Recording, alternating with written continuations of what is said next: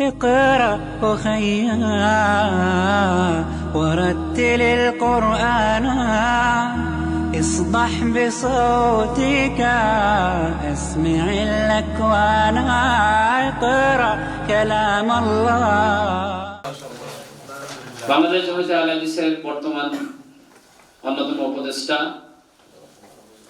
সাবেক সভাপতি মহোদয় রাজশাহী বিশ্ববিদ্যালয়ের অধ্যাপক professor A K M. Shamsul Alam sir, আমি তাকে তার বিষয়ের উপর দাস প্রদান করার জন্য অনুরোধ করছি। আসসালামু আলাইকুম ওয়া রাহমাতুল্লাহ।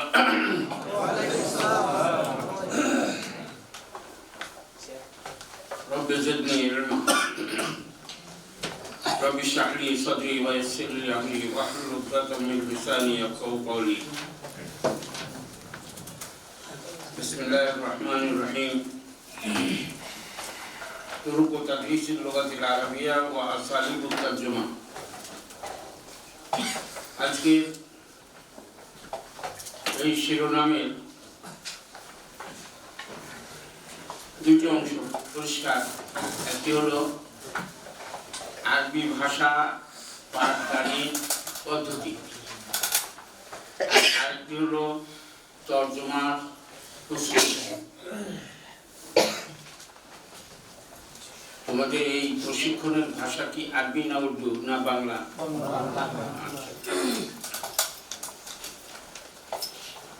এখানে আমার মতে পণ্ডশ্রম না করে আমরা একটু তাগয়ির করতে পারি, অনুমানটাকে একটু পরিবর্তন করতে পারি। লুগাত আরবিয়া পাঠদানের পদ্ধতি না করে পাঠদান পদ্ধতি যদি হয়, তাহলে ফিকা পড়াতে গেলেও দরকার হবে, কাওয়াইদ পড়াতে গেলেও দরকার হবে, অঙ্ক পড়াতে গেলেও দরকার হবে। দুনিয়ার যত পাঠ আছে সব পাঠেরই পদ্ধতি এক, তাই না? আমরা কেন খাস করব? লিমাজা নাকুসুল আম, এই জিনিসটা আম আছে। পাঠদান পদ্ধতি যে কোনো পাঠ, যতগুলো বিষয় মাদ্রাসাতে পড়া হয় সব পড়ারই একটা ট্রেনিং আছে বা পড়ার একটা আদর্শ পাঠ আছে। তা আমরা ফিকা, হাদিস, উলুমুল কোরআন, তাফসীর, এগুলো সব কিছু পড়ারই একটা আছে। আমরা কেন আরবি ভাষা শেখার করুক বা পদ্ধতি বলবো? এটা খুব ছোট হয়ে যায় না? বরং পাঠদান পদ্ধতির উপরে আলোচনা করলে ভাষা, আরবি ভাষা পাঠদান এসে যায়। কিন্তু আরবি ভাষা পাঠদান বললে ফিকা, তাফসীর পাঠদান আসবে। কাজেই আমাদের মেইন উদ্দেশ্য হবে পাঠদান পদ্ধতি, তুরুক ও তাদরিস। ঠিক আছে? আসালিব ও তারজমা। আসালিব বহুবচন হলো উসলুব, উসলুবের বহুবচন আসালিব। এটাকে ইংরেজিতে আমরা বলি টেকনিক, মেথড, টেকনিক। তো তর্জমা টেকনিক আমার মনে হয় যে কোনো একটা নিয়ে কথা বললেও ঘন্টা দুয়েক আমাদের বোঝার জন্য দরকার। তর্জমা নিয়ে কথা বলি অথবা দৃষ্টি নিয়ে কথা বলি। তা আমরা তর্জমা আসালিব তর্জমার উপরে সংক্ষেপে শেষ করে দেব। ওটা শেষের দিকে এটাতে জায়গা মানে আলোচনা এমন হবে যে শেষের দিকে এটাও কমপ্লিট হচ্ছে না, ওটাও কমপ্লিট হচ্ছে না, তালাবুল কুল হয়ে যাবে। তো কাজেই তর্জমা যেটা হবে সেটা হলো ভাবের তর্জমা, মানির তর্জমা, আলফাজের তর্জমা নয়। আলফাজের তর্জমা খুব গর্হিত কাজ। ধরো সামিয়ত বে উজনাই, রাসূলের একটা হাদিস আমি নিজ কানে শুনেছি, কোন সাহাবী বর্ণনা করছেন সামিয়ত বে উজনাই। একজন তর্জমা করলো, উর্দুতে তর্জমা করলো মাইনে দো কান সে শোনা। এই দো কান সে শোনা ইংরেজি ওয়ালা তর্জমা করলো I have heard from a shop. আমি একটা দোকান থেকে শুনেছি। দোকানটা দোকান হয়ে গেল, দুই কানে শুনেছি কথাটা দোকান হয়ে গেল। কাজে তর্জমার মধ্যে শাব্দিক তর্জমা না, ভাব অর্থটাই হলো তর্জমার আসল রূপ। এই জন্য কোনো একটা কিতাব, কোনো একটা প্যারা, কোনো একটা অংশ বারবার পড়ে ভাবটা বুঝে নাও, নিয়ে উল্টিয়ে রেখে দাও, যে তোমার মতন করে রেখে দাও। এবারও যত কঠিন হোক তর্জমা আমার ওই যা জানি তাই হবে, এটাই হলো মূল কথা। আমি তর্জমাটা করবো কেমন, আমার মতন করে, বা আরবি ভাষার দাবি অনুযায়ী। আরবি ভাষায় যদি আমি তর্জমা করি, তা আরবি ভাষার নিয়ম কানুনগুলোই মানবো। আমি সংস্কৃত থেকে করলাম না, বাংলা থেকে না ইংরেজি থেকে, ওর ভাষার রং টং এখানে থাকবে না। এই ভাষায় লিখতেছি, এই ভাষার মতন করি, যাতে করে খুব মুশকিল হয়ে যায় যে কোনটা আছে। তর্জমা পড়ে অনেক সময় মনে করে মানুষ যে হাল হাজা আসলুন আম হাজা তর্জমা, হাল হাজা তর্জমা। অনেক সময় মনে হয় যে বাংলা দেখে এই আরবিটা করা হয়েছে, নাকি আরবি থেকে বাংলা করা হয়েছে, বোঝার উপায় থাকবে না। এটা এইরকম জিনিসটার নামই হলো তর্জমা। তর্জমাতে যদি সালাসুন ফিল মিয়া, শতকরা 30% শব্দ তোমার জানা না থাকে, তো সিয়াক ও সাবাক, পূর্বাপর সম্পর্ক জেনে ভাবের তর্জমা করে দিলেই হ্যাঁ মিয়া ফিল মিয়া নাম্বার পাওয়া যাবে, 100 মধ্যে 100 নম্বর পাওয়া যেতে পারে। একটা দুইটা কোনো শব্দ না জানলে কিচ্ছু যায় আসে। তো আমার এই রাজশাহীতে সত্যপ্রবাহ উপেক্ষা করে তোমাদের ভালোবাসা, যখন শুনলাম যে বিভিন্ন অঞ্চলের বাংলাদেশ জমিয়ত আহলে হাদিসের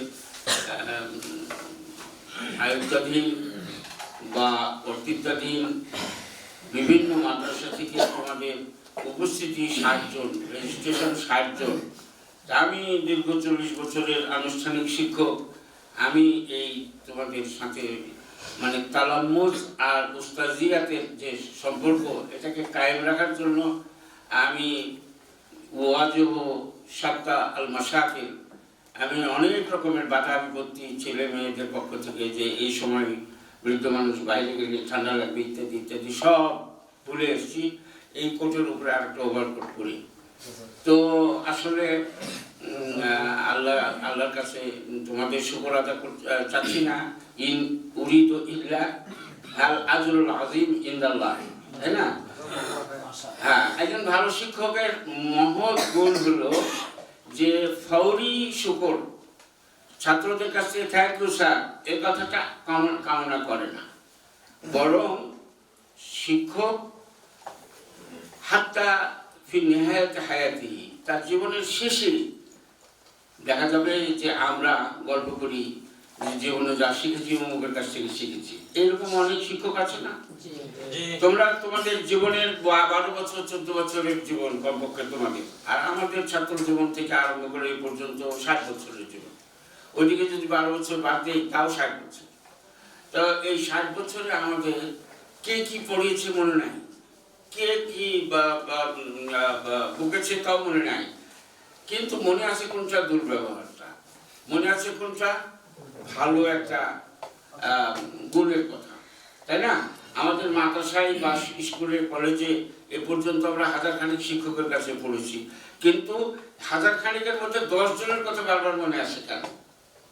এই যাদের কথা তোমাদের ঘুরে ঘুরে মনে আসে তারাই হলো বেস্ট টিচার। আমি এই বিষয়টি নিয়েই ইনশাআল্লাহ চেষ্টা করব। আর একটা জিনিসকে দুইভাবে ব্যক্ত করা যায়, একটা হলো উসলুবিন সালবি আর একটা হলো উসলুবিন ইজাবি। এটা ভালো শিক্ষক, এটা উসলুব সালবি, এটা ভালো শিক্ষক নয়, এটা ভালো শিক্ষক নয়, এভাবে বললেও হয়। সারাদিন ধরে দিনের বর্ণনা দিলাম, দিয়ে শেষে বললাম যে যে মা হুয়া জেদ্দুল নাহারে ফাহুয়া লাইল, যেটা দিনের নয় সেটাই রাত, তাই না? যে কোনো একটা জিনিস বললে বলা যায়। তো আমরা ভালো শিক্ষক কে, ভালো শিক্ষক হতে গেলে কি কি গুণ থাকা লাগে, এই কথাগুলো আলোচনা করব। এবং এই কথাগুলো আমরা তোমাদেরকে নোট দেবো। তোমরা প্রস্তুত তো? তোমাদের কাছে কাগজ কলম আছে? আমি তোমাদের কাছে একটা জিনিস জানতে চাই, এবং তারও আগে আরেকটা জিনিস জানতে চাই। তোমরা সবাই চুপ করে 1 লাইন 2 লাইনের মধ্যে 10টি মুফরাদাত লিখে ফেলো। 10টি মুফরাদ তো বুঝো, মোরাক্কাব নয়, গোলাম ও জায়েদিন এটা মোরাক্কাব, মুফরাদ হলো জায়েদ, মুফরাদ হলো গোলাম, তাই না? 10টি মুফরাদ লেখা হলো। আমি প্রয়োজনে তোমাদেরকে জিজ্ঞাসা করবো, পার্সোনালি তোমাদের সাথে কন্ট্যাক্ট করবো, তখন তুমি কি লিখেছিলে ওই 10টি শব্দ এখনই লিখে নাও। ওই দিন 10টি শব্দ লিখতে 10 × 20 অথবা 4-10-40 সেকেন্ড সময়। না না, খালি 10টা। এই তো মানে ইসরায়েলের বংশধর আছে। আমি বললাম 10টা শব্দ লেখো, আওয়ার্ড পেনিং কেন লিখতে যাবে? হ্যাঁ, লাতাকুন বানি ইসরায়েল। তোমাদের এটা ভিডিও হচ্ছে কি? আমার তো বসে থাকার বস নাই, আমি সম্পূর্ণ ক্লাসটা ঘুরি।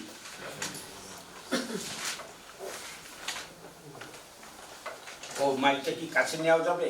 জি জি।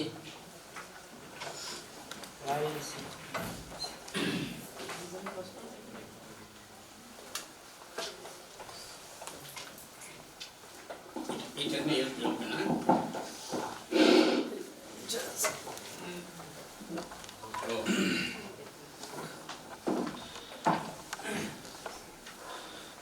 সুইচ অন করতে হবে।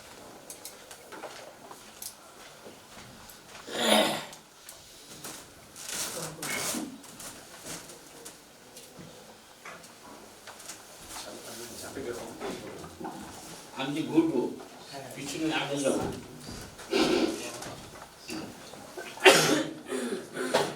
লেখা হয়েছে তোমাদের? আচ্ছা, 10টি মুফরাদ শব্দ, 10টি মুফরাদ শব্দ তোমরা লিখে রাখো।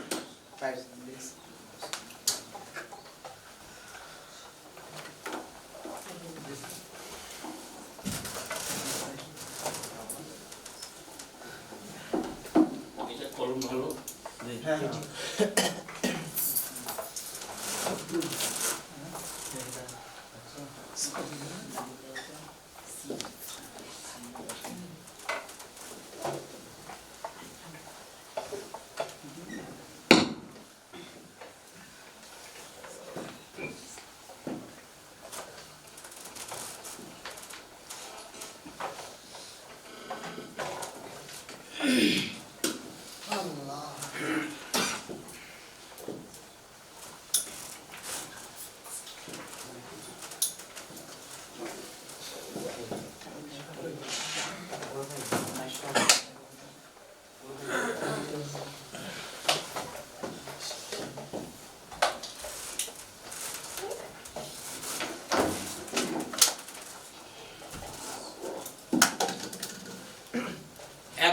পিছনে মাফলারওয়ালা ভাই বলো, 10টি শব্দ এক নিঃশ্বাসে বলো, কি কি লিখেছো? একবার পিছনে। হ্যাঁ, রজুলুন ইমরাতুন শাখসুন কুরসিয়ুন কলামুন ইয়াদুন আইনুন আরদুন সামাউন মাউন সামকুন। আহসানতা, জাযাকুমুল্লাহ। এই বই টুপি غرفة جوال خطبة كرسي كراسة قميص كتاب قلم جامعة النحل। তোমার বাড়ি গ্রামে কি? জি, গ্রামে থাকো না শহরে থাকো? গ্রামে। হ্যাঁ, তুমি কোথায় থাকো? শহরে। এই দেখো, গ্রাম আর শহর বুঝে নিলাম আমি তোমাদের এই আফকার। তোমাদের মাথায় কি অসংখ্য শব্দ ঘোরাফেরা করছিল, 10টা লেগেছিল। হ্যাঁ, নারী পুরুষ এটা সেটা মানে আর এই যে লেগেছে। এতে তোমরা কে কোন কোথায় অবস্থান করছো, তোমাদের ভিতরে কি আফকার ঘোরাফেরা করতেছে, এটা বোঝার জন্য এই জিনিসটা। ঠিক এই মেশিনটা যেখানে আছে আমাদের রেকর্ডিং হচ্ছে, এর পিছনে যে ভাই।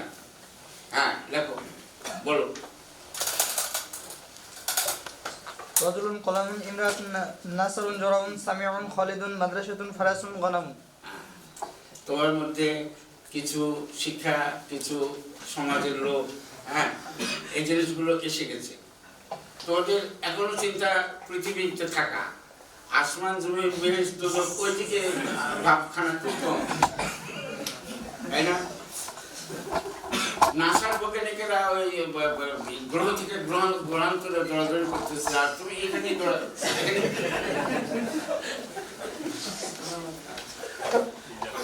এই আমার সামনে এই ভাই দাঁড়াও। হ্যাঁ, সাহেবুল লেখা তবিলা, দাদা কমলা। كتاب باب كرسي إكمال محمود كراسة قلم قميص جوال قلنسوة কুররাসুন কি বানান দিয়ে রেখেছো? বানান করো। كراسة কুররাসুন বানান করো। কাফ بركاف رارز ইয়া আল্লাহ। আবার ছোট বড় কোনো পার্থক্য নাই।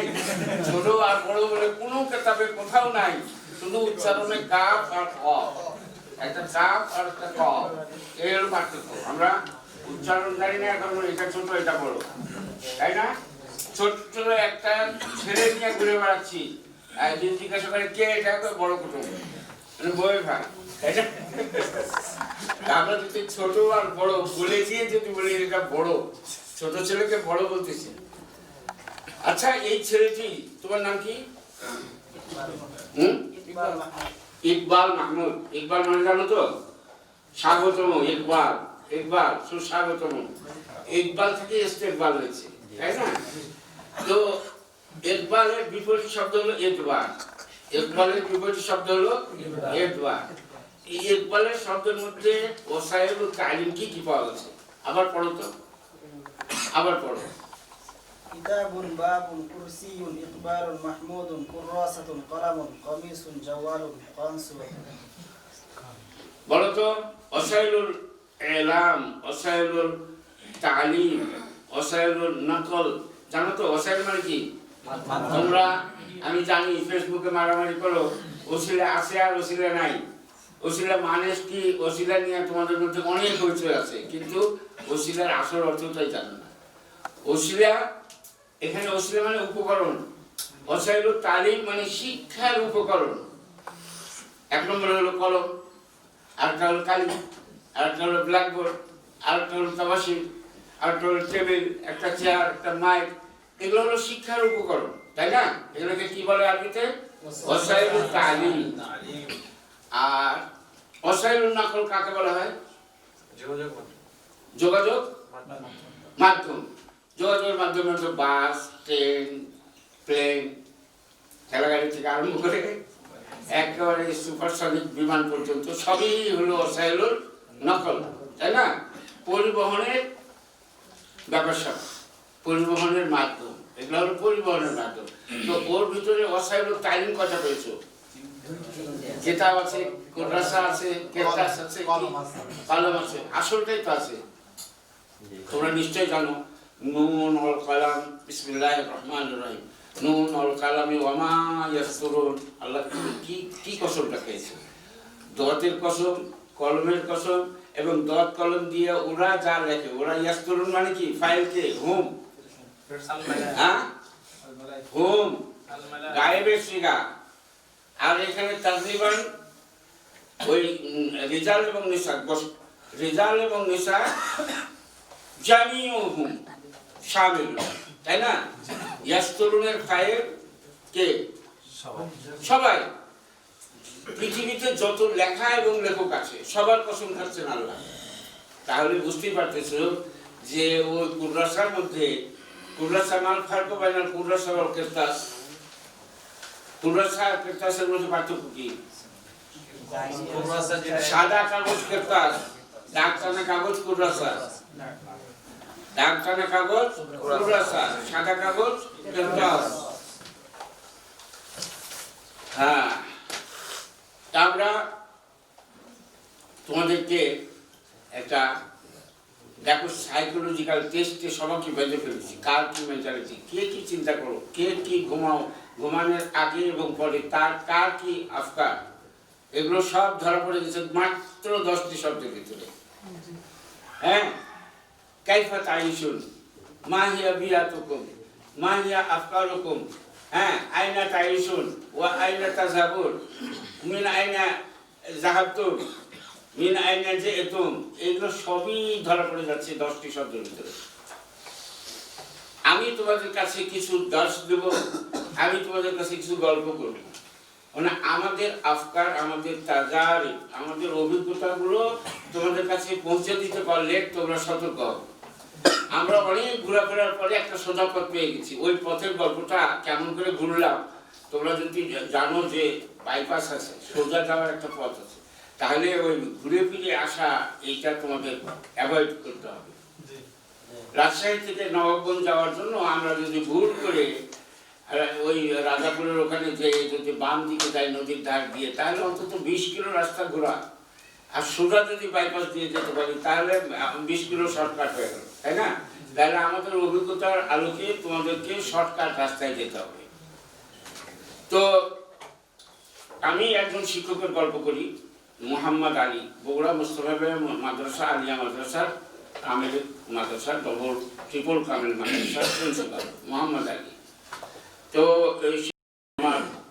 আমি যদি বলি যে আরবে আজমে ইন্ডিয়াতে মিলে আমার যত লোক আমাকে কিছু না কিছু জ্ঞান দিয়েছেন, তার মধ্যে বেস্ট এবং শ্রেষ্ঠ টিচার হলেন মোহাম্মদ আলী। আমি সবসময় তার জন্য দোয়া করি, আল্লাহ তাকে জান্নাতুল ফেরদৌস দান করে। তিনি আমার জীবনের শ্রেষ্ঠ শিক্ষক। তিনি 1952 সালে 1952-তে বগুড়াতে ব্যাপক নকলের কারণে সেন্টারের রেজাল্ট বন্ধ হয়ে গেছিল। বগুড়া মুস্তফা মাদ্রাসার বগুড়া জেলার যে সেন্টার আলিয়া মাদ্রাসার নকল হয়েছে, এই অভিযোগে পুরো সেন্টারের রেজাল্ট বাতিল ঘোষণা করা। কিন্তু বাইনাসাত জানতে পারলাম আমরা যে উনি সেন্টারে প্রথম এবং বোর্ডে থার্ড হয়েছিল। তিনি বাংলাদেশ মাদ্রাসা বোর্ডের অধীনে থার্ড হয়েছিলেন। যদি রেজাল্ট হতো তাহলে তিনি সেন্টার ফার্স্ট এবং বোর্ডে থার্ড, কিন্তু হয়নি। মনের দুঃখে তিনি ঘুরে ফিরে 4 বার দাওরা খতম করে আসলেন ইন্ডিয়ার বিভিন্ন মাদ্রাসা থেকে। তারপরে এসে এখানে অ্যাডিশনাল টিচার হিসেবে কোনো পদ খালি নাই, কিন্তু ভালো শিক্ষক তার দরকার, তাকে রাখা হলো। তিনি আমাদের 3-4 পুরুষের শিক্ষক, মানে আমার শিক্ষক, আমার শাশুড়ির শিক্ষক, আমার ছেলে মেয়েদের শিক্ষক, আমার ওয়াইফের শিক্ষক, এই হিসেবে আমাদের 4 প্রজন্মের শিক্ষক মোহাম্মদ আলী। মোহাম্মদ আলী স্যারকে আমরা অ্যাডিশনাল টিচার বলতাম। তার মানে হলো উনি বসে থাকতেন যখন যেখানে প্রয়োজন, শিক্ষক নাই দৌড়িয়ে গেছেন, তার মানে বাড়ি থেকে মোতালেয়া করে এসে প্রস্তুতি নিয়ে পড়ানো না, যখন যেখানে দরকার সেখানে পাঠানো হতো এবং সেখানেই তিনি বেস্ট টিচার হিসেবে পড়াতেন।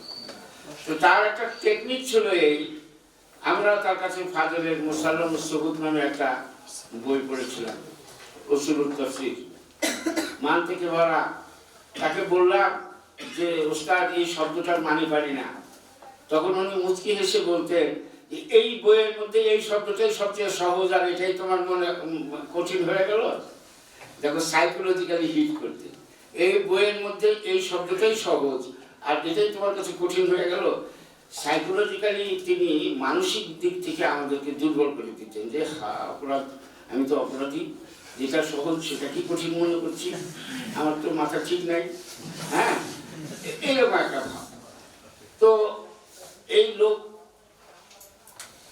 একটা খুব মজার কথা বলেছিলেন যে দেখো পেটের ভিতরে যদি মল থাকে তাহলে বিভিন্ন জায়গাতে জিলাপি বানিয়ে পায়খানা করা যায়,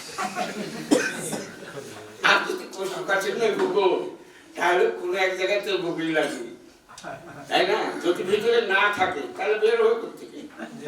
যতই ট্রেনিং প্রাপ্ত ভালো শিক্ষক হোক না কেন, যদি তার ভিতরে এলএম কম থাকে তাহলে বের করবো কোথেকে? তুমি যতই স্রোতের গল্প করো না কেন, প্রবাহমান নদীতে নদীর পানি খুব স্বচ্ছ, কিন্তু পানির পরিমাণ কম, ফারাক্কা বন্ধ করে রেখেছে, পানি আসছে না, তাহলে ওই ওই ওই ওই নদীতে যতই ট্রেনিং এর গল্প করো না কেন, ওই নদীর পানি তো ওইরকমই হবে। পুকুরের পানি ঘোলা, পুকুরের পানি বন্ধ, সেরকমই হবে। তাহলে কাবলা কুল্লি শাহী, ভালো শিক্ষক হতে গেলে ভালো আলেম হতে হবে, ভালো শিক্ষক হতে গেলে এলেমটা ভালো করে জানতে হবে। তুমি যদি ছাত্রদের মধ্যে থেকে তোমার যদি এভাবে তোমার ব্ল্যাকবোর্ড ইউজ করা, তোমার কথাবার্তা বলার মধ্যে তোমার যদি দেখা যায় যে তোমার শব্দ চয়ন, তোমার শব্দ উচ্চারণ, তুমি এক শব্দের আর এক শব্দকে কোন যে ভাব থেকে নিয়ে যাচ্ছ, উচ্চারণ আরেক ভাবের মতো হয়ে যাচ্ছে, এরকম যদি তোমার ভুল ধরা পড়ে, ছাত্ররা রুমাল মুখে তুমি মুচকি হাসি দিবে, হ্যাঁ হ্যাঁ, আর মুখে বলবে যে শুক্রান উস্তাদ, শুক্রান শুক্রান, কিন্তু ভিতরে ভিতরে তাদের ভিতরে একটা জ্বলন। যে ট্রেনিং দিচ্ছে অথবা ইফাল কাফিলের মধ্যে পার্থক্য জানে না, হ্যাঁ ভাবে তাফাউলের অর্থ কি আর তাফাউলের অর্থ কি এটার মধ্যে পার্থক্য জানে না, মোফালাতের মধ্যে কি মোশারেকাত আছে সেটাও বুঝে না, এরকম আছে না। দুর্ভাগ্যবশত আমাদের জীবনে আমাদের ডানে বামে সামনে পিছনে অসংখ্য শিক্ষককে আমরা পেয়েছি, তার সবই ভালো, কিন্তু এলেম রসুখ হয়নি, তার ভিতরে এলেমটা ঠিক মতো সেটিং হয়নি, তাই না? এরাও আমাদের শিক্ষক। তুমি যদি মনে করো যে দুনিয়াতে আমি নাম করা শিক্ষক হব, তাহলে তুমি জিরো।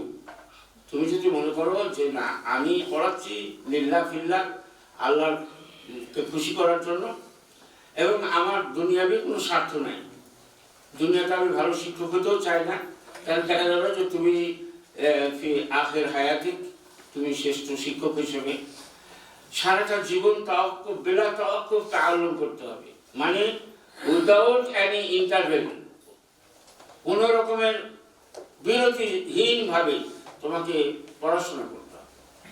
পড়াশোনা করতে হবে মানে কি? পড়াশোনা কেউ যদি বলে যে আমি বিদ্যা অর্জন করেছি, তাহলে সবচেয়ে বড় কাজটা আমি বিদ্যা অর্জন করেছি, কথাটা বড় কাজের লক্ষণ। কারণ কেউ বিদ্যা অর্জন করতে পারে না, তাকে বিদ্যা দেওয়া হয়।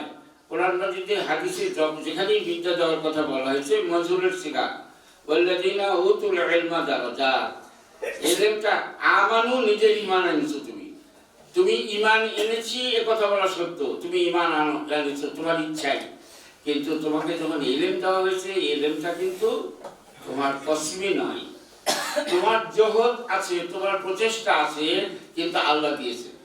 আল্লাহ না দিলে তোমার এলেম হতে পারে না, তাই না? ফাইন্না হিফজাল ইলমি ফাজলুন ওয়া ফাজলুল্লাহি লা ইউতা লিল আসি, তাই না? এলেম অর্জন করাটা হলো আল্লাহর অনুগ্রহ। ফাজল মানে কি? বাড়তি অনুগ্রহ, এক্সট্রা রহমত। আর এই এক্সট্রা রহমত আল্লাহ কাকে দেন? আসিকে দেন না, আল্লাহ গুনাহগারকে দেন না। তার মানে কি? তুমি যতই বড় পিএইচডি ডবল হতে পারে, পোস্ট ডক্টরেট হতে পারে, তোমার সার্টিফিকেট বাড়বে, এলেম বাড়বে। আজ এটা জানো, কাল ওটা ভুলে গেছো। এলেমটা মুস্তাকার হবে না, তুমি যতই পড়ো তোমার ভিতরে এলেম মুস্তাকার হতে হবে না ততক্ষণ পর্যন্ত তুমি আল্লাহর কাছে এটা চাইয়ে না নিবে, এবং আল্লাহ তোমাকে যদি দয়া করে দেয়। বোঝা গেল? জদ্দোজেহাদ প্রচুর করতে হবে, কিন্তু আমি এলেম অর্জন করতে পারবো আমার শক্তি দিয়ে এটা সম্ভব নয়, এটা ধরে নিতে হবে। যালিকা ফাজলুল্লাহ ওয়া ফাজলুল্লাহি লা ইউতা লিল আসি, আল্লাহ গুনাহগারকে আল্লাহ এই অনুগ্রহ দেন না। অতএব গুনাহ আপ্রাণ চেষ্টা করতে হবে, গুনাহমুক্ত থাকা। হঠাৎ কোনো রকমের ইরতিকাবুল মাআসি হয়ে গেলে সাথে সাথে তওবা করতে হবে, তাহলে এলেম থাকবে। অনেক হাফেজ আছে, হেফজ থাকে না কেন? এশিয়ান যোগ হয়ে গেছে, তাই না? যেমন এখানে লাইট অফ করলে অন্ধকার আসবে, আবার অন্ধকার অফ করলে লাইট আসবে, লাইট আসলে লাইট আর আঁধার, সুলমাত আর নূর যেমন একসাথে থাকতে পারে না, তেমনি এলেম এবং তালাবুদ দুনিয়া একসাথে থাকবে। এটা হলো নূরুল্লাহ, এটা হলো মিন জানিবিল্লাহ, এটা হলো লাদুন্নি, এই নিয়ামতে লাদুনিয়া। তো কাজেই আল্লাহর এই নূর, আল্লাহর এই এলেম, এটা মাসির সাথে সব অবস্থান করতে পারে না। তো এই এলেম তোমরা এখানে তো খুব আনন্দের বিষয়, আমি যে কারণে তোমাদের সাথে সাক্ষাৎ করতে আসছি, যে কুল্লুকুম তাখাররাতুম মিনাল মাদারিস আদ-দীনিয়া ওয়া দারাসতুম হুনাকা কুতুব আস-সাহিহ।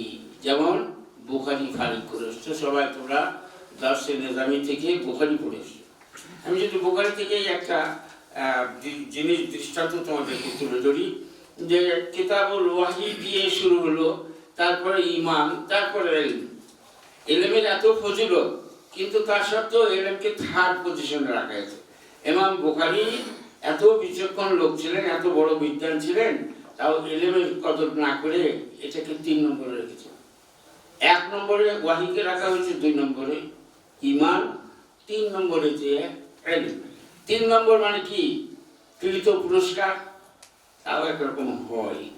ব্রোঞ্জ পাও আর লোহা পাও আর নেকি সোনা পাও, 3 নম্বর পুরস্কারগুলো 3 নম্বরের মতোই হয়। আমরা 2 নম্বর হয়ে গেলে বলে না এই জিনিসটা ভালো না, এটা 2 নম্বর জিনিস, বুঝতে পারছো? 2 নম্বরটাকেই আমরা খারাপ চোখে দেখি, তারপরে যে 3 নম্বর। আর যদি বকরির 3 নম্বর বাচ্চা হয় তাহলে তো ও তো সময় মতো দুধ পায় না, ওটা খেয়ে যদি বাঁচে সরে যায় দুটা যদি, তাহলে 3 নম্বর বকরির বাচ্চা কিছু পায়, তাই না?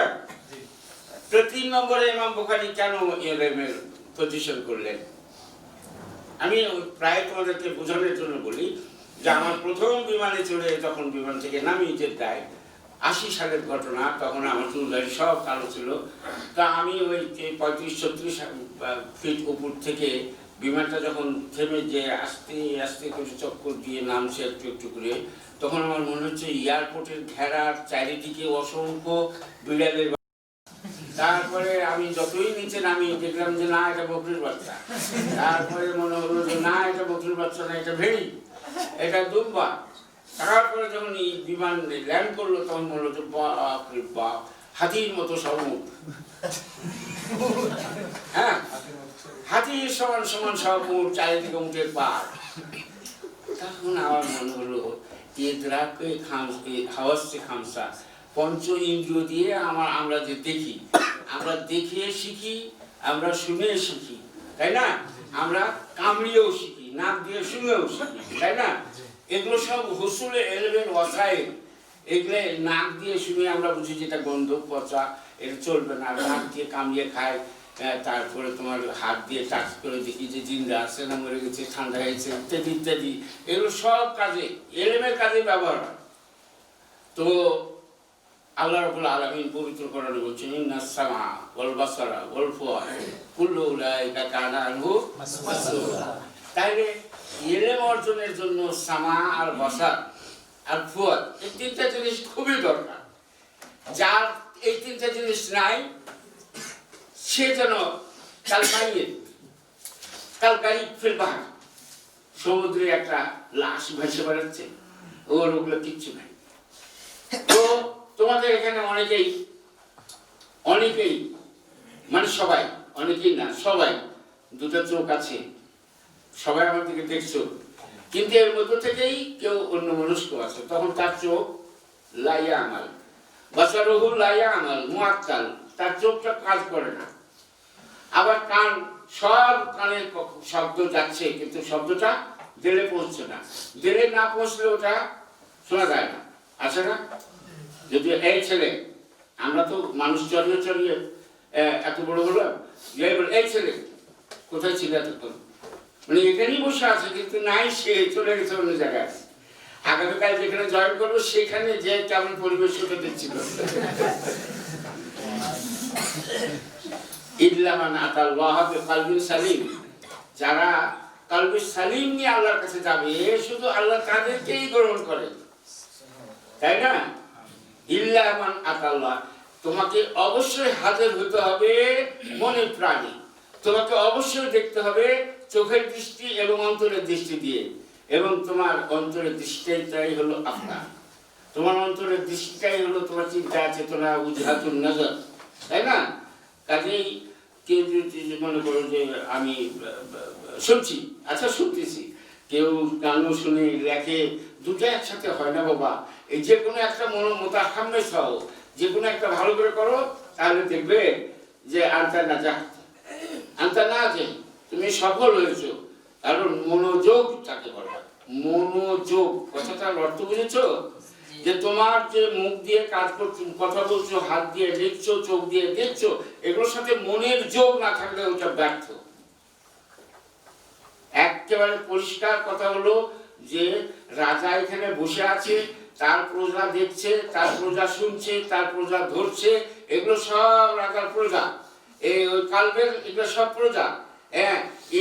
ও যদি অন্য মানুষকে থাকে তাই এরা ধরে নিয়ে যে কি করে, রাজা যদি নেশাখোর হয়ে বসে থাকে তাহলে পুলিশ নিয়ে যে এখানে এই যে চোর ধরে নিয়েছি রেখে যা ভাঙন খুলে দেবো দেখ তাহলে পুলিশ ধরে কি লাভ? পুলিশের কোনো ধরাতে কোনো লাভ হলো না, মারাতে কোনো লাভ হলো না। ওই যে নেশাখোর যে মদ খেয়ে যে ও পাগল হয়ে গেছে, রাজা যদি পাগল হয়ে যেয়ে থাকে তাহলে কোনো ফল হয় না, বুঝতে পারছো? তো কাজেই মনোযোগ কথাটা সব ক্ষেত্রেই প্রযোজ্য। মন যদি দিয়ে ভালো করে না শোনো তাহলে তোমাদের জীবনটাই ব্যর্থ। খুবই দুঃখজনক এই মাদ্রাসায় আমি 20-25 বছর আগে থেকে এই মাদ্রাসার সাথে কালিতে জমিয়তে সভাপতি থাকাকালীন আমি কমিটির লোককে নিয়ে আমি মাদ্রাসার ক্লাস হচ্ছে চেক করছি, পিছনে যা দেখি ফেকা পড়াচ্ছেন ওস্তাদ, পিছনে অঙ্ক নিয়ে বসে আছে, আরেকজন ইয়ে নিয়ে উপন্যাস পড়তেছে, আরেকজন গল্পের বই পড়তেছে, এইরকম ব্যাপার। তাহলে এগুলো ছেলে দিয়ে কি হবে? তার জীবনটাই নষ্ট। মনোযোগ না করলে ওই 12 বছর থেকে আসলো। আমার এক নাতি 12 বছর থেকে আসছে ইয়েতে থেকে হাটাদারি থেকে। এখন তার যেখানেই ইমামতি করতে যাই 1 বছরের মধ্যে ইমামতি নষ্ট হয়ে যায়।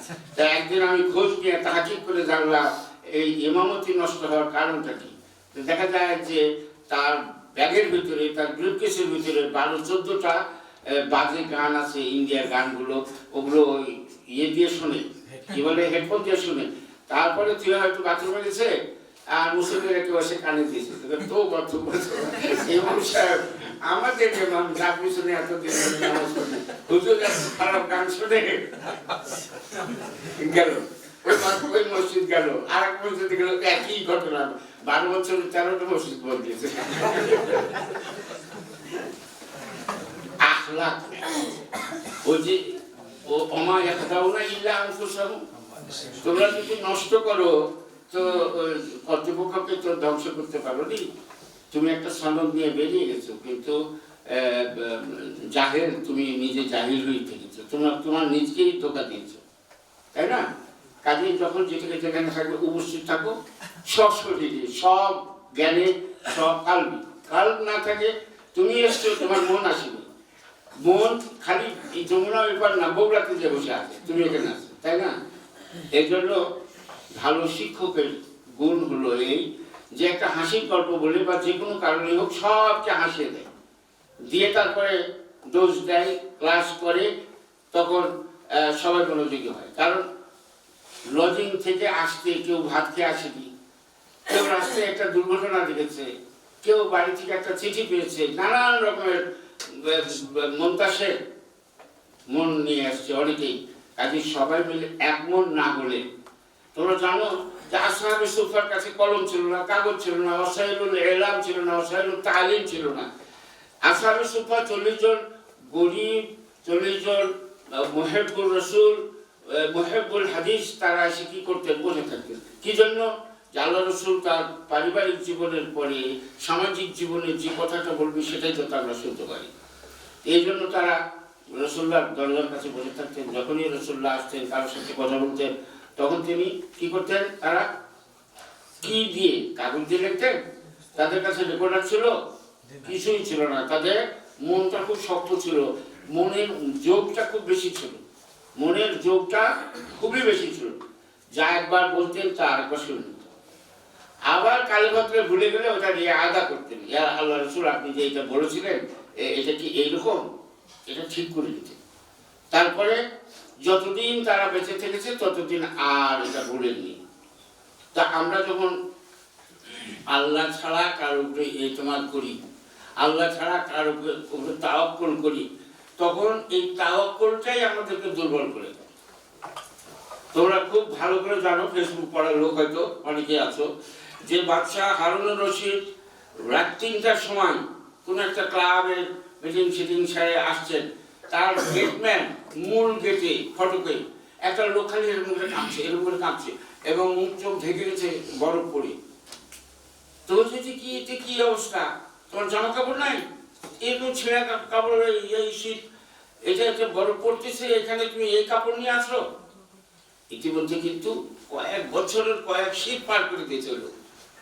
কিন্তু ওই দিন রাত 3টার সময় বাদশার নজরে পড়েছে এবং বলছে যে আমি ভিতরে যেয়ে পাঠিয়ে দিচ্ছি, আমি ভিতরে যেয়ে তোমার কাছে কম্বল পাঠিয়ে দিচ্ছি। এই কথা বলাতে লোকটা ভাই তাকে তাকিয়ে আসে আর কম্বলের আশা করে, এই আসছে বোধহয় কম্বল, এই আসছে বোধহয় কম্বল। সেই দিন ফজরের আগে সে মৃত্যু হয়ে গেছে। আর ইন্তজারও আসাদ মিনাল মউত, তাই না? ওই যে তাওয়াক্কুল আল্লাহর উপরে ছেড়ে দিয়ে বাদশার পাঠানোর প্রতি তাওয়াক্কুল করলো, যার ফলে শীত বেশি রাখতে লাগলো। হ্যাঁ, তো তোমরা তাওয়াক্কুল একমাত্র আল্লাহর উপরে করবে, যে একমাত্র আল্লাহ রাব্বুল আলামিন আমাকে ইলম দিবেন, আর আমি দুনিয়াবি কোনো স্বার্থ নিয়ে ইলম অর্জন করতে আসি। আর মনটা এরকম করতে হবে যে সাহাবায়ে কেরাম যখন আল্লাহ রাসূলের কাছ থেকে শুনেছিলেন, তখন কাগজ ছিল না, কলম ছিল না, রেকর্ডিং ছিল না। তারা কি করে পারলো, আমরা পারবো না কেন? আমরা খুবই খারাপ, আল্লাহ আমাকে দাও। बात जो दिल से निकलती है असर रखती है। ইকবালের কথাগুলো এরকম যে মনের ভিতর থেকে কথা আসবে এবং মনের ভিতরে যাবে। মিনাল কলবে ইলাল কলবে। যদি তোমার অন্তর থেকে যদি শিক্ষক যদি আল্লাহর রাস্তে তোমাকে দর্শ দান করে, আর তোমরা যদি আল্লাহর রাস্তে দর্শ নাও, তাহলে শিক্ষকের মন থেকে তোমার মনের ভিতরে জিনিসটা গেঁথে যাবে। তবে শিক্ষক যদি বলে যে বেতন কমিয়ে দিলে আমি ভালো করে পড়াবো না, বেতন বাকি রাখলে আমি ভালো করে পড়াবো না, এইরকম যদি হয় তাহলে কিন্তু হবে না। আরে বেতন হোক আর না হোক, আজরে আজিম, আমি আজরে আজিমের হকদার, আনা আস্তাহিক লিল আজরুল আযীম, আমি একটা বড় সম্মানজনক পুরস্কারের যোগ্য, আল্লাহ আমাকে পরকালে দিবেন, আমি দুনিয়াতে যা পাচ্ছি তাই দিয়ে চালাচ্ছি।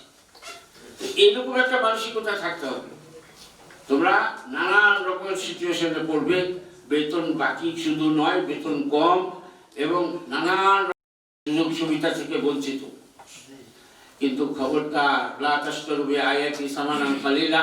হ্যাঁ, এই তুমি যদি খালি এমপির সাথে সখ্যতা করো, তাহলে তোমার দিন রাত হয়ে যাবে, রাত দিন হয়ে যাবে, তোমার পকেট ভর্তি টাকা আসবে। তোমাদের এখানেই আমাদের কানে আসছে, ফেসবুকে দিয়েছো তো আইবু হোনারা শোনাওয়ার ভাষা, তোমাদের সব কিছু তো ধরা পড়েছে। আমার কথাগুলো যখন মানুষ শুনবে, আমি তো অন্যদের কথা শুনেছি। সারা জীবন লিল্লা ফিল্লা পড়ালাম, আর এখন মরার আগে 300 কোটি টাকার মালিক হলাম। হ্যাঁ, এটা কি 300 কোটি টাকা এমনি এমনি হয়েছে? সরকারের সাথে হাত মিলায় না মিলিয়ে হয়েছে? বুঝতে পারছো?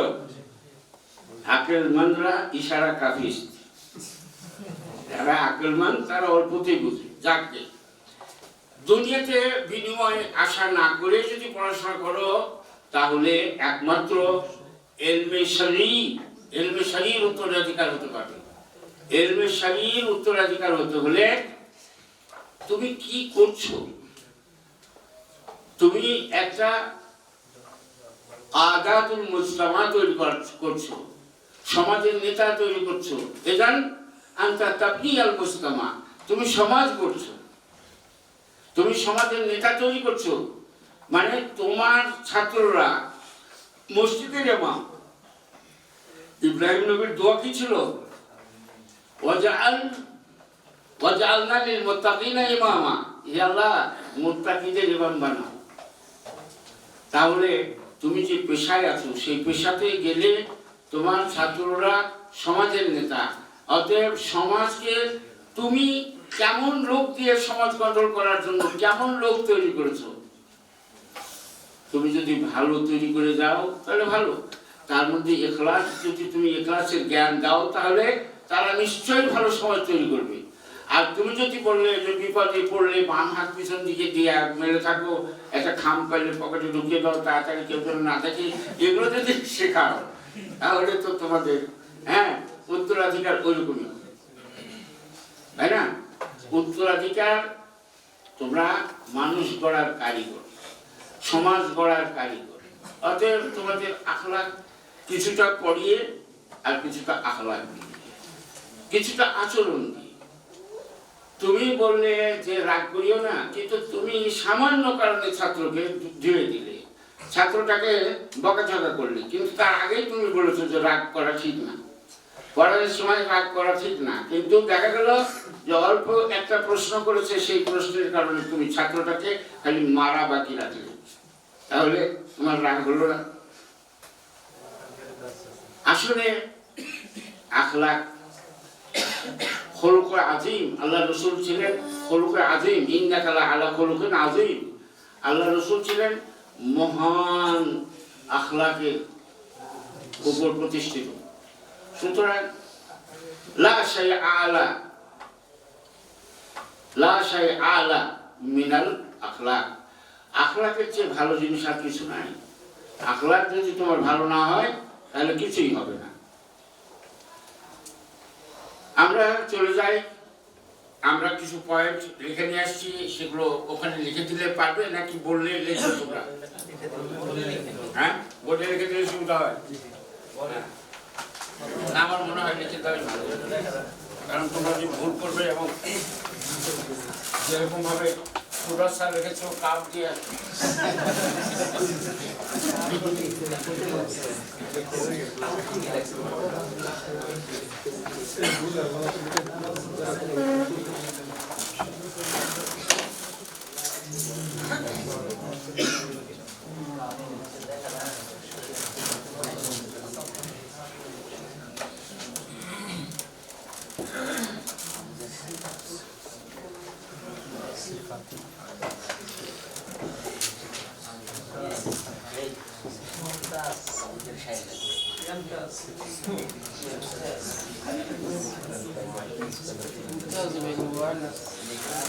ماذا كتب؟ صفة يمتاز بها المعلم الناظر. صفة يمتاز بها المعلم الناظر.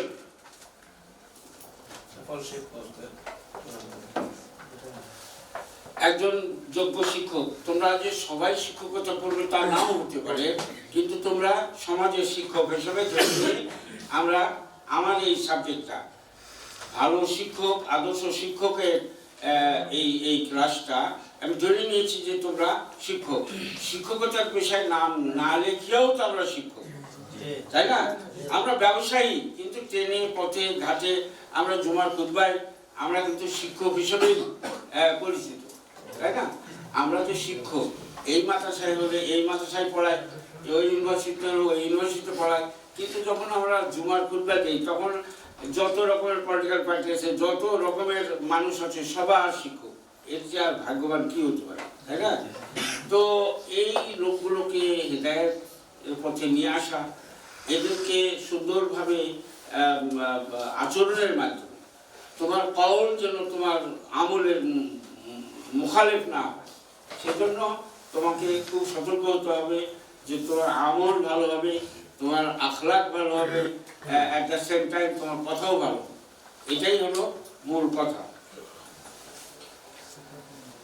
একজন ভালো শিক্ষকের লাদাইহি আহদাফুন কুবরা, একজন ভালো শিক্ষকের একটা হদফ থাকে, আমি এই হব, এই করব, এরকম একটা লক্ষ্য আছে। তাই 1 নম্বরে রাখো আহদাফ। ভালো শিক্ষক যিনি হবেন তিনি সবসময় কথা বলবেন এমনটি না। ভালো শিক্ষক মাঝে মাঝে ছাত্রদের কাছ থেকে শুনবেন। ভালো শিক্ষক, হ্যাঁ, ভালো শিক্ষক যিনি হবেন তিনি লা ইয়ানতাজিরু রাদ্দাতা ফি'লিন ইজাবিয়্যা ফাওরিয়্যা। ভালো শিক্ষক কোনোদিন থ্যাংক ইউ শোনার অপেক্ষায় থাকে না। ভালো শিক্ষক কোনোদিন ছাত্রদের প্রশংসা পাওয়ার অপেক্ষা করে না, বরং তিনি মনে করেন যে আমি আদায়তুল আমান, আমি আমার কাছে ন্যস্ত আমানতটাকে আমি ছেলেদের কাছে পৌঁছে দিয়েছি। আমানা কোনটা? ওই যে আমানা অস্বীকার করলো পাহাড় পর্বত সেটা ওই আমানাই তো। ইন্না আরাদনা আমানা, এই আমানা আমাদের সবার কাছে আসছে। আমানাটা কি? কোরআন। কোরআনের নলেজ তোমার কাছে আসছে, কোরআন তোমার পেটে আসছে, কোরআনের মাআরিফ এবং মাফাহিম তোমার ভিতরে আসছে। অতএব তুমি তোমার এই আফকারটাকে জগতের কাছে ছড়িয়ে দিবে, এটাই হলো কথা। তো কাজেই এই কারণে যুগে যুগে যে কয়জন নবী আম্বিয়ার কথা আমরা কোরআনে পাই, 25 জন নবীর কথা আমরা কোরআনে পাই, প্রায় সব নবী বলেছেন লা উরিদু মিনকুম জাযাআন ওয়ালা শুকুরা, আমি তোমাদের কারো কাছে থ্যাংক ইউ চাই না, তোমরা কেউ আমার প্রশংসা করো সেটাও আমি চাই না, আমি বাল্লাগতুর রিসালা ওয়া আদাইতুল আমানা। প্রত্যেকটা নবীর কথা তো তাই ছিল যে আমি আমার দায়িত্ব পালন করেছি, তাই না? সবচেয়ে বড় কথা হলো যে মেহনাতুল মুআল্লিম হিয়া মুহিম্মাতুল আম্বিয়া ওয়া রাসূল। লিখে নাও তোমরা একটা পয়েন্ট, মেহনাতুল মুআল্লিম, মেহনা ছোট হা দিয়ে, আমি তোমাদের কথা কাছে শিখে দিলাম ছোট হা, আসলে উচ্চারণ বোঝা যায় যে হা কোনটা, হা না হা, তাই না?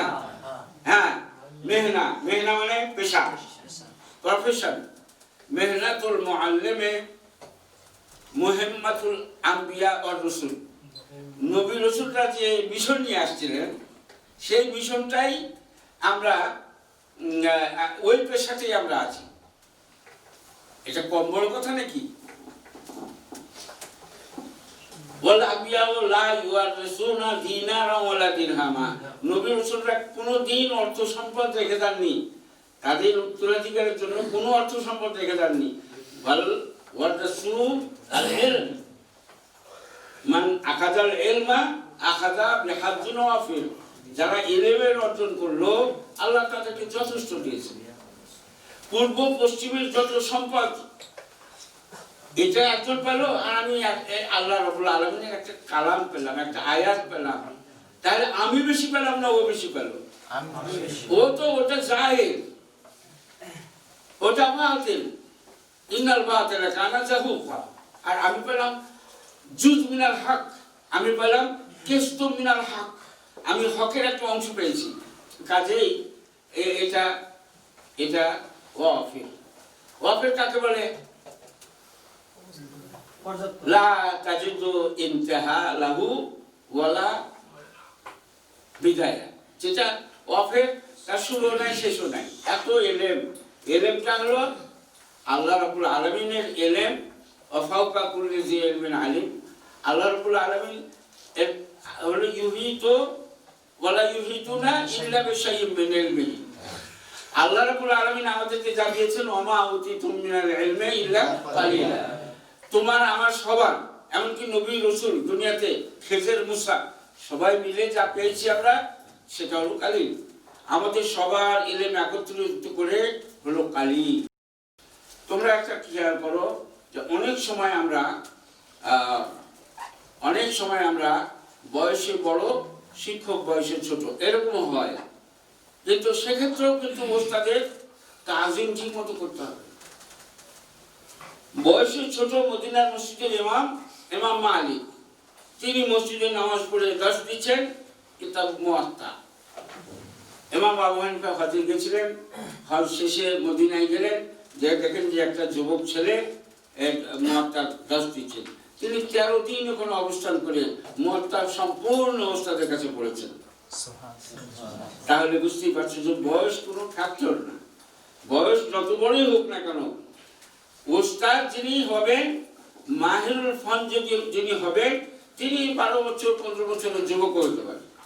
ফাহুয়া শাইখুল ফান ওয়ালাউ কানা শাআবান, একটা যুবক হোক না কেন, তিনি যদি বিশেষজ্ঞ হন তাহলে তিনি আমার শিক্ষক।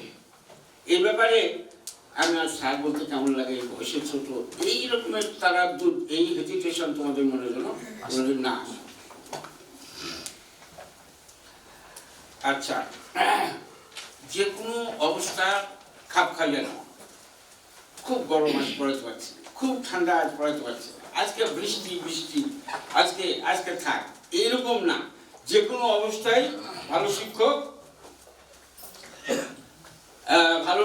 সব সময় মওকিফ ইজাবি। তোমাদের অধিকাংশ তোমরা পড়তে চাচ্ছ না, কিন্তু একটা মুহূর্ত রাসূলের হাদিস বা আল্লাহর কোরআনের উপরে ক্লাস নেব, এখানে একটা সেকেন্ড নষ্ট করবো না, পড়ো। এইভাবে তোমাদেরকে অনুপ্রাণিত করবেন পড়ার ব্যাপারে। ভালো শিক্ষকের গুণগুলো বলছি।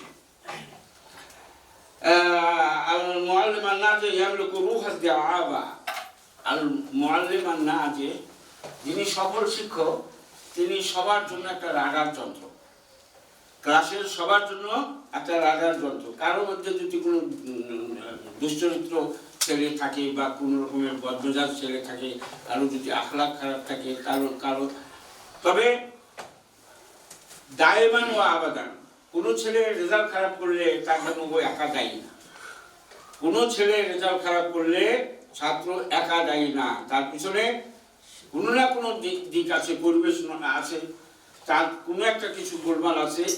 এবং ওস্তাদও আইদান, ওস্তাদও আইদান জুজিয়ান হলো ওস্তাদ দায়ী। কেন খারাপ হলো?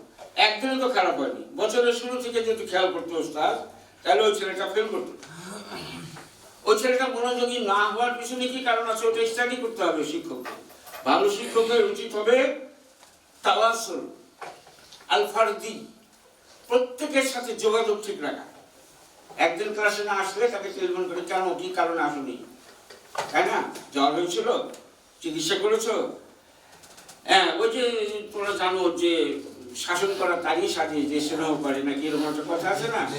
তুমি প্রয়োজনে বকা দাও, কিন্তু কেউ যখন থাকবে না তখন তাকে বুকে জড়িয়ে আদর করো। একজন ভালো শিক্ষক, এটা আমরা মুসলমানের দেশে যে পাই না, কিন্তু ইউরোপ আমেরিকার খ্রিস্টানরা, ইহুদিরা পর্যন্ত আমাদেরকে এই শিক্ষাটাই দেয়। ইউরোপের শিক্ষকরা গাড়ি চালিয়ে বাড়িতে এসে যেখানে থাকে সেখানকার ঠিকানা নিয়ে তোমার মাথায় হাত দিয়ে দেখবে যে জ্বর হয়েছে, কেমন ক্লাসে যাবি। এটা ওরা আমাদের ভালো দিকগুলো ওরা আমাদের কাছ থেকে নিয়ে গেছে। তো ভালো শিক্ষক সবসময় রাডারের মতন দেখবে। রাডার জানো তো, রাডার ঢাকাতে একটা যন্ত্র মনে করো, ক্যান্টনমেন্টে আছে। এখন যশোর বর্ডার দিয়ে আসছে না, চাপাই বর্ডার দিয়ে আসছে না, রংপুরের বর্ডার দিয়ে শত্রুপক্ষের বিমান আসছে, এখান থেকে এই 6 ইঞ্চি একটা আয়নার ভিতরে সব দিক দেখা যাচ্ছে। শত্রুদের আক্রমণটাকে কোন দিক থেকে আসছে দেখতে পায়। এখন একটা ছেলে নষ্ট হয়ে যাচ্ছে, দিন দিন নষ্ট হয়ে যাচ্ছে, সে একটা খারাপ পরিবেশে কোনো একটা ঘটনা ঘটিয়ে দিয়েছে। হ্যাঁ, আশেপাশে কোনো একটা, তুমি তো জানো যে এই খারাপ কাজের জন্য দায়ী ছেলেরা না, বেশিরভাগই মেয়েরা। এই জন্য আমার জানি এত দিয়ে শুরু করেছেন আমরা, তাই না? যে কোনো কারণে হোক একটা ছেলে নষ্ট হয়ে যাচ্ছে, এটা বছরের শুরুতে শিক্ষক জানলেন না কেন? সেজন্য ভালো শিক্ষকরা অবশ্যই জানবেন। ভালো শিক্ষকরা চোখ মুখ নাক দেখলেই বলল, এই তুই রাত জেগেছিস, তোর মুখ চোখ কেন এরকম আছে, তোর ঘুম হয়নি কেন, কি কারণ? গোপনে ডেকে নিয়ে যে তুমি খবর শোনো, বলবো যে এরকম একটা দুর্ঘটনায় পড়ে গেছিল, তাতে আমাকে বাঁচান, তাই না? বছরের শুরুতে হলে তিনি ওইভাবে ইয়ে করতেন। হ্যাঁ, ভালো শিক্ষক কি করেন? ইয়াসআ দাইমান ইলা তাজদীদ লিইজালাতিল মালালুত তুল্লাব। ছাত্ররা যখন একটু নিস্তেজ হয়ে যায়, একটু বিরক্ত ভাব আসে, তখন বলে যে শোনো, একটা ছোট্ট গল্প শোনো। শিক্ষামূলক এমন একটা গল্প করে ভালো শিক্ষক যারা, তারা এমন একটা শিক্ষামূলক গল্প করে, সেই গল্প শুনে সব অশান্তি দূর হয়ে যায়, সব ক্লান্তি দূর হয়ে যায়, সব রকমের দুর্বলতা সেরে ওঠে। ভালো শিক্ষক মন সাজে মা নাফসিহি ফালা ইয়াকুনু মেজাজিয়া, মন সাহেব সব দিক থেকে সহনশীল হতে হবে। একজন ভালো শিক্ষক হঠাৎ একজন ছেলে বেয়াদবি করে ফেললো, সাথে সাথে মন ফাইল না হওয়াই ভালো, সাথে সাথে রিয়াক্ট না করাই ভালো। হ্যাঁ, কি কারণে হলো, কারণ খুঁজে নাও। এইভাবে তুমি মেজাজ হারিয়ে ফেলো না। ভালো শিক্ষক কোনো সময় হঠাৎ রেগে যায় না। ও একটা খারাপ কথা বললো আর তুমি একটা চড় মেরে দিলে, তাই না? ওর সাথে সাথে তোমারও রাগ হলো, এবং ওর ছিল মুখ দ্বারা, তোমার হলো হাত দিয়ে। যখন রেগে গেছো তখন হেরে গেছো, এই কথাটা মনে রেখো। তুমি রেগে গেছো তো হেরে গেছো, তোমার রাগ হবে না, কারণ তুমি তো গরু চড়াচ্ছ। এগুলো তো গরু গাধা, গাধা পিঠে মানুষ করতে এসে তুমি কেন গাধার দলে অংশগ্রহণ করছো?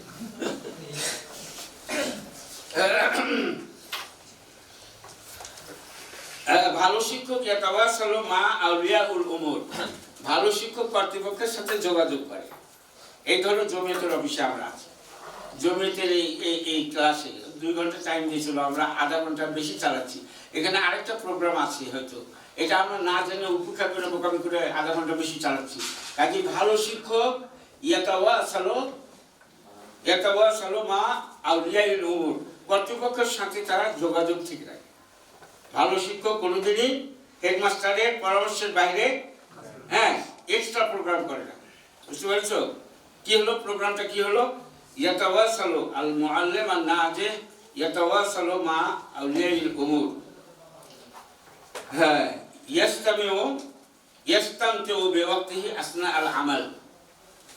ইয়াস্তামতিউ বিওয়াক্তিহি আসনা আল আমাল। ক্লাস নেওয়ার সময় আমি মধু খাওয়ার মতন উপভোগ করছি। আমার সবচেয়ে ভালো খাদ্যটা হলো মধু, কিংবা আমার সবচেয়ে ভালো খাদ্যটা হলো মনে করো বেদানা। তা আমি বেদানা খাচ্ছি কিংবা আমি কমলা খাচ্ছি।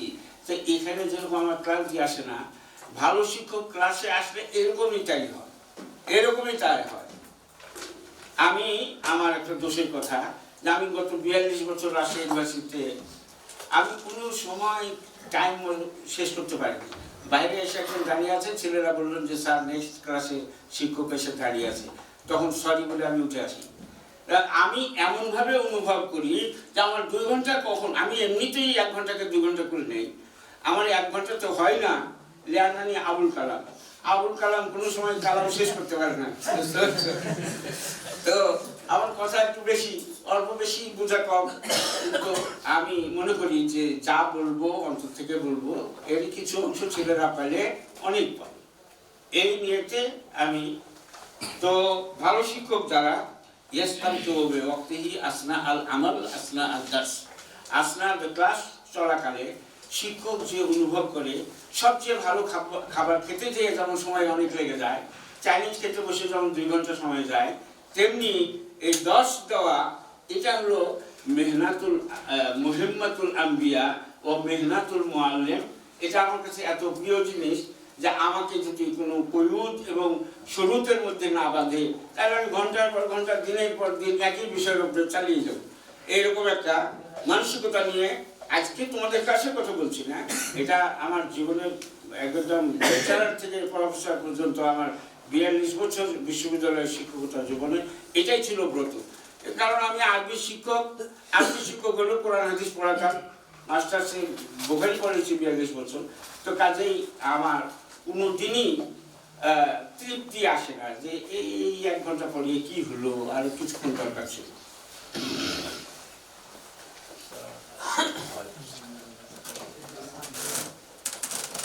তোর কি দরকার আছে? गानीमत जान लो मेरे बैग में को, जुदाई की घड़ी हम सर पर खड़ी है, আমাদের তো আলাদা হয়ে যাবে। স্যার আপনার বিরতি আমি আমি আমি আমি তো আগে ওই গল্পই তো করতেছি, আমি 2-4 ঘন্টা একসাথে চালাইলো কোনো অসুবিধা। ভালো শিক্ষক সবসময় মন ফাতে থাকে, সবসময় হাসি মুখ। হাসি মুখ, তোমরা জানো যে হাসি মুখে কথা বলা সাদাকা। হ্যাঁ,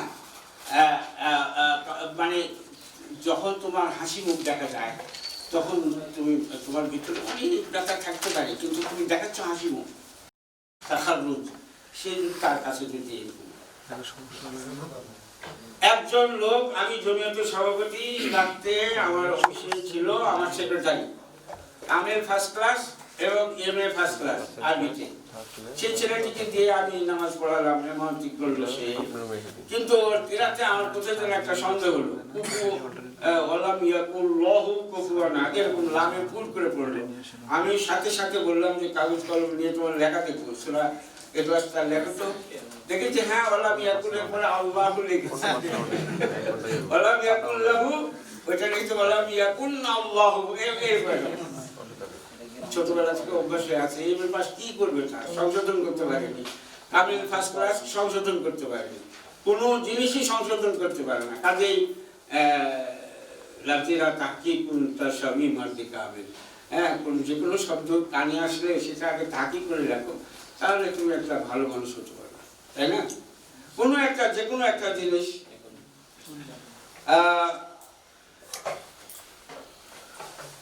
আমরা এতক্ষণ ধরে ভালো শিক্ষকের কিছুটা, আমরা ভালো শিক্ষকের সম্পর্কে কিছুটা ধারণা পেলাম। এখন তোমাদেরকে ভালো শিক্ষক হওয়ার জন্য আরো কিছু এখন সময় কত? কিছুই না, 9টা পর্যন্ত আমাদের 10, তাই না? হ্যাঁ, যাক।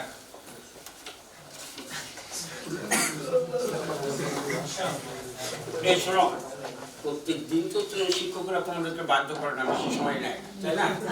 একদিন এরকম হলে ক্ষতি কি?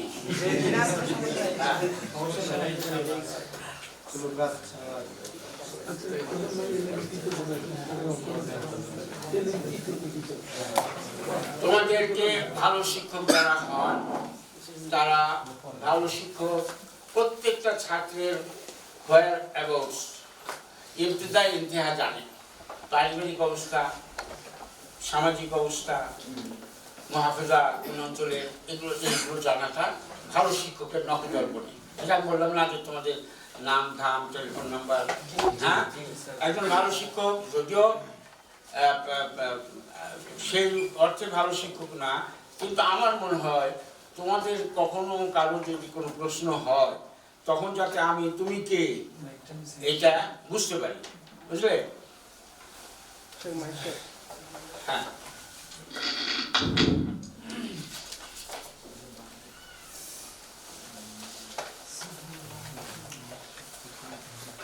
ভালো শিক্ষক সবসময় শিক্ষকের অন্তরে আলো জ্বালে, তাকে পরিকল্পনা, তার একটা মন ফাইল করা, শিক্ষককে মন ফাইল করে।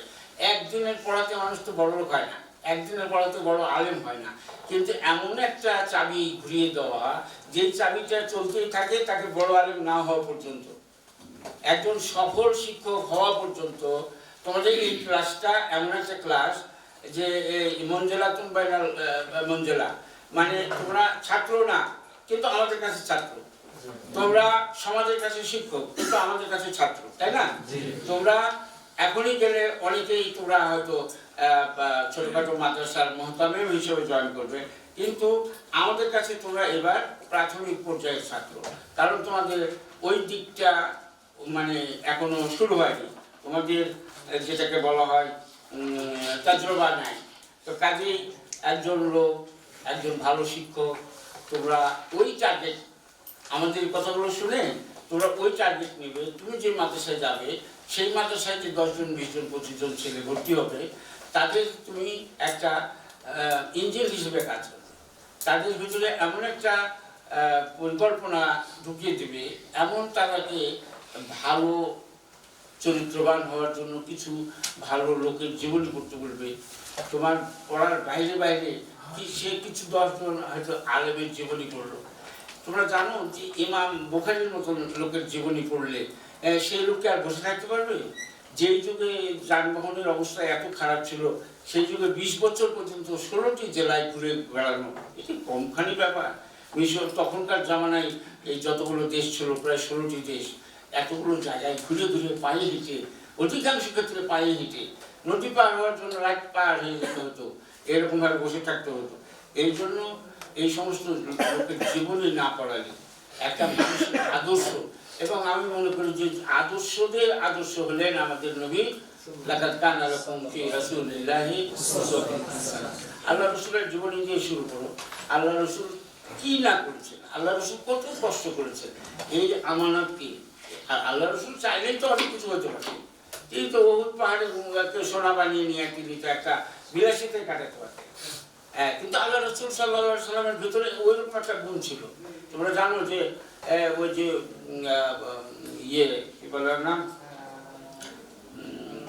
আর খুব লম্পট সাইজের লোক, মক্কার একজন খুব লম্পট, না আল্লাহ রসুলকে ধরার জন্য যে ছোটাছুটি করছিল, আবু জেহেল বলেছিল যে 100টা উর্দু সোরাকা সোরাকা সোরাকা সোরাকা, এটা হলো সোরাকা শয়তান। শয়তানও একবার বদরের যুদ্ধে গেছিল, ওই শয়তান সোরাকার চেহারা নিয়ে গেছিল।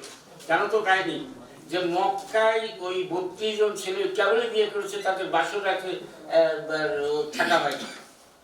এখন ওরা যুদ্ধে গেলে ওদের বউগুলোকে ওই সোরাকা নষ্ট করে রাখে। সোরাকায় এমন কোনো ভালো বউ নাই যে যাকে টেস্ট করে, তো ওরা যেতে চাচ্ছিল না।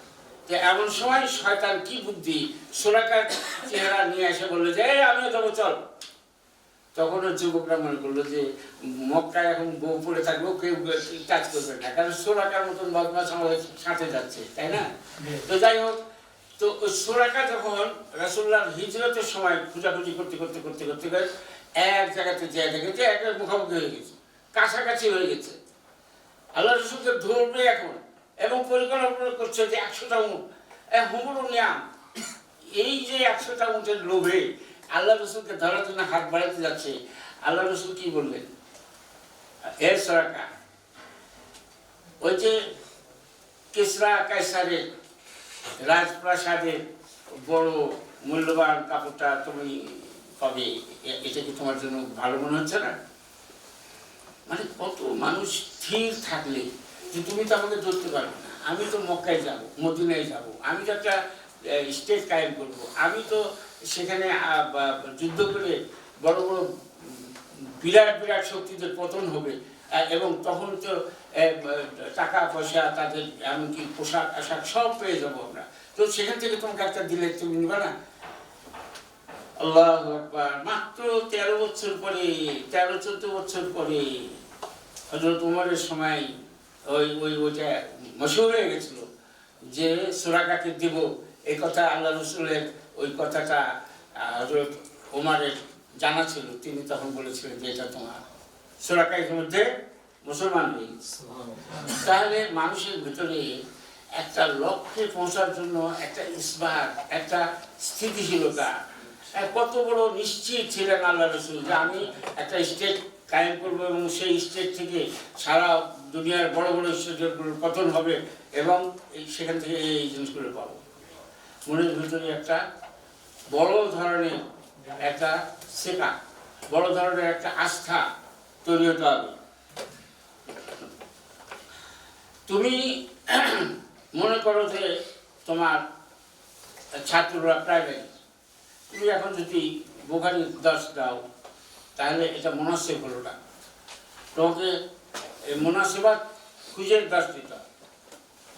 তোমাকে আলোচনা করছো কোনো একটা মসজিদে, যে আলোচনা করছো, দুর্ভাগ্যবশত তুমি জয়পুরহাট গেছো, সেখানে আলু চাষি সংখ্যা বেশি, তুমি আলু চাষের বিরুদ্ধে কথা বলছো যে আলুর গুণাগুণ এতই খারাপ, আলু এই সেই, মানে তোমাকে যে রাত্রে ওরা বাঁচিয়ে রাখবে সেই আশা করিও না, ওর গলা চোখে মারতে। কিংবা তুমি সিরাজগঞ্জের তাঁতিদের অঞ্চলে গেছো নায়কপুরে, সেখানে যা যদি বলো যে জোলাদের সম্পর্কে আমি যা জানি, আমার পড়াশোনা খুবই খারাপ, জোলারা মারাত্মক খারাপ লোক, জোলার মধ্যে জোলার জন্য করো, হ্যাঁ, কিংবা এইরকম ধরনের যেখানে যাদের কাছে গেছো তাদের বিরুদ্ধে কিছু বলার প্রয়োজন, এটা হলো হিকমতের খেলা, তাই না? তুমি যদি বলো ওই সমস্ত জায়গাতে তো মাদ্রাসা আছে, এখন যদি বলো যে জোলার ছেলেকে এলে হবে নাকি, যা তুই যা হবে না, তাহলে তুমি তোমার গলায় গুলি দিয়েছো। হ্যাঁ, এগুলা মানে মুনাসিবাত বুঝে কথা বলো, আর ছেলেদেরকে সবসময় একটা আস্থার মধ্যে রাখবে, সকলের জন্য একটা মুস্তাকবিল বাবা, সবার জন্য একটা উজ্জ্বল ভবিষ্যৎ, এই কথাটাই তুলে ধরো। মানুষ আশার উপরে বুক বেঁধে থাকে, আশার উপরে কাউকে আশাহত করিও না, কাউকে আশাহত করিও না। তারপরে কোন জ্ঞান ওয়াবতাইদ আনিল রুটিন, অনেক সময় নিয়ম ভেঙে আমরা মুবদিআ হতে চাই, আমরা রুটিন ভেঙে আমরা কিছু মুবদিআ হতে চাই, কারণ যখন দেখছি যে ঘুম আসছে তো এখানে হাসির গল্প একটা করতেই হবে, কিংবা যখন দেখছি যে কাজ আছে তখন তো একটা কিছু নাশাতাতের কথা বলতে হবে। শিক্ষক বসে থাকে, সবাই হাসে, শিক্ষক পড়াচ্ছে, সবাই হাসছে।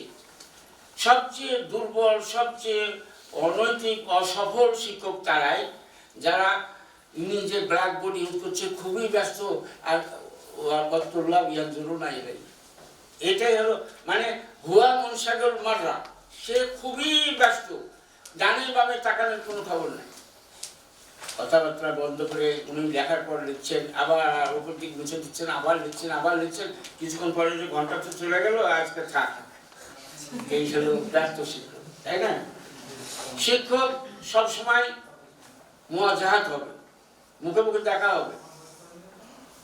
আর ভালো শিক্ষক চোখ দেখে বুঝতে পারবে যে ছেলেটা বুঝেনি, আমার বক্তব্য ছেলেটা বুঝেনি, তাই না? আমরা অনেক সময় দেখেছি ভালো শিক্ষকরা পিছন থেকে প্রশ্ন জিজ্ঞেস করে, এই ছেলে তুমি বলো। সবাই ধারণা করে যে সামনে শিক্ষকরা সামনে ছেলেদেরকে জিজ্ঞাসা করবে, আমি পিছনে বসে একটু আরামই থাকবো। কিন্তু ভালো শিক্ষক যারা, তারা পিছন থেকেই শুরু করে। হ্যাঁ, পিছন থেকে শুরু করে। কারণ তোমার পিছনে যাওয়ার দুইটি কারণ। একটা কোনো কারণে তুমি দেরিতে আসছো, আর একটা কোনো কারণে তুমি মুখামুখি হচ্ছে তোমার শিক্ষকের, তোমার দুর্বলতা ঢাকার জন্য, তাই না? বছরের শুরুতে যদি আমরা দুর্বল দু চারটা ছাত্রের সন্ধান পাই, ওই ছেলেটিকে সবচেয়ে চোখা ও সবচেয়ে সচল, সবচেয়ে জাহিন তৈরি করার জন্য যে শিক্ষক উঠে পড়ে লাগে, তিনি সফল শিক্ষক। একজন সফল শিক্ষক হতে হলে একজন শিক্ষক মানুষের মুখে হাসি ফোটাতে হবে। দুঃখী মানুষের মুখে হাসি। তা আমরা তো কৃষক পাবো না দুঃখী, আমরা তো জোলা পাবো না দুঃখী, আমাদের ছাত্রের মুখে কেন কালি? আমার ছাত্র কেন হাসি? আমার ছাত্র কেন মাকবুম? আমার ছাত্র কেন মাহুর? ওকে ডেকে নিয়ে সবার মধ্যে বলবো না, ওকে ডেকে নিয়ে ঘরে নিয়ে গিয়ে বলবো যে কি হয়েছে বাবা বলো, তুমি এত দুশ্চিন্তা করছো বলো। একজন ভালো শিক্ষক এই কাজটা করবেন। উসলুব ইস্তাকদিম উসলুব আল কাসাসি ইনদাল হাজা ফান্নুফুস মুলিয়াতুন বিমুতাবিয়াতিল কিসসা। যদি তোমাদের পড়তে পড়তে কোনো রকমের ক্লান্তি এসে যায়, তাহলে ছোটখাটো একটা কিস্সাকে শুরু করো। কারণ আন্নুফুস মুলিয়াতুন বুঝো তো, হা করে থাকে কিস্সা গিলার জন্য। অন্তর সবার অন্তরই গল্প শুনতে চায়। আর নুফুস মুলিয়াতুন লে মুতাবিয়াতিল কিসসা।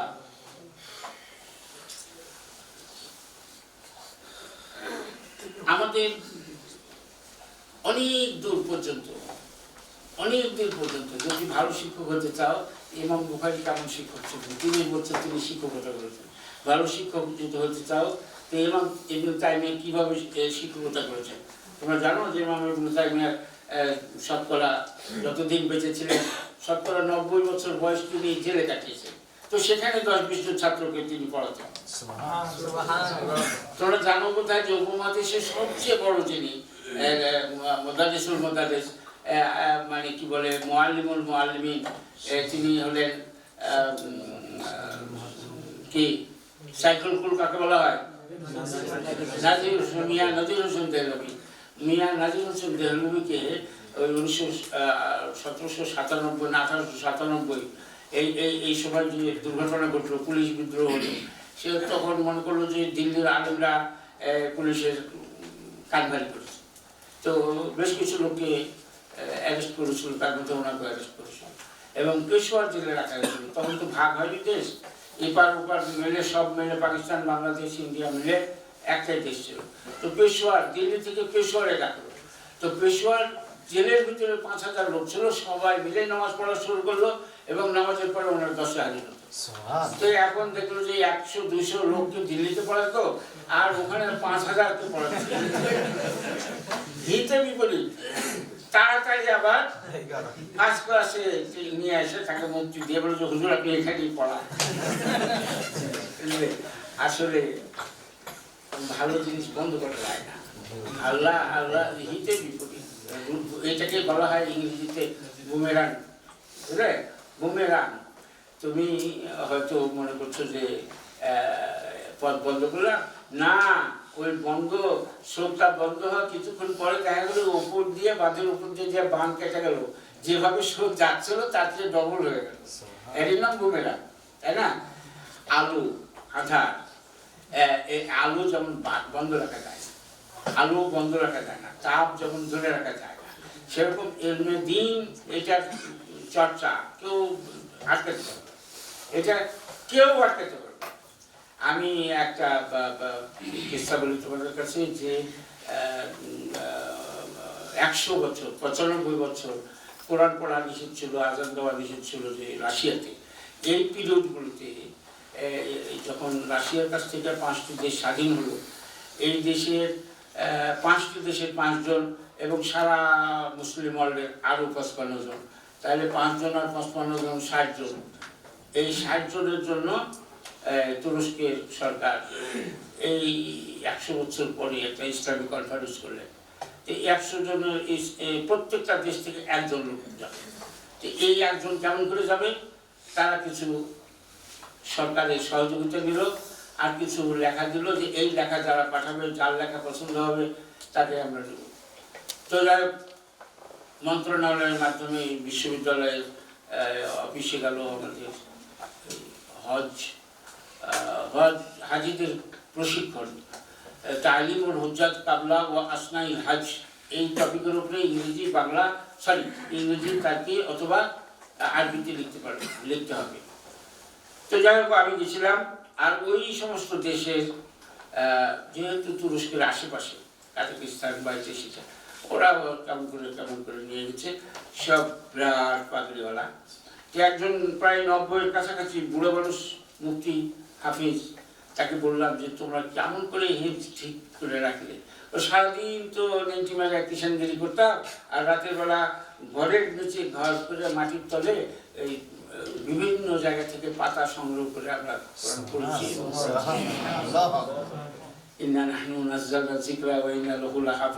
একটা জ্বলন্ত নমুনা আমরা ওখানে দেখে এসেছি। যাই হোক, তো যে কথাটি বলছিলাম যে আল্লাহর দিন আল্লাহ তো রক্ষা করবেন, কিন্তু এই দিন রক্ষার ক্ষেত্রে, এই দিন রক্ষার মিশনে তোমার কি ভূমিকা? এটা রেকর্ড করার জন্য এটাই পরীক্ষা।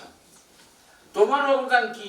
আল্লাহ এটাই দেখতে চান। আল্লাহ তার দিনকে যথাযথভাবে নিয়ে যাচ্ছে, তোমার ভূমিকা কি হবে সেটাই আল্লাহ দেখতে চান।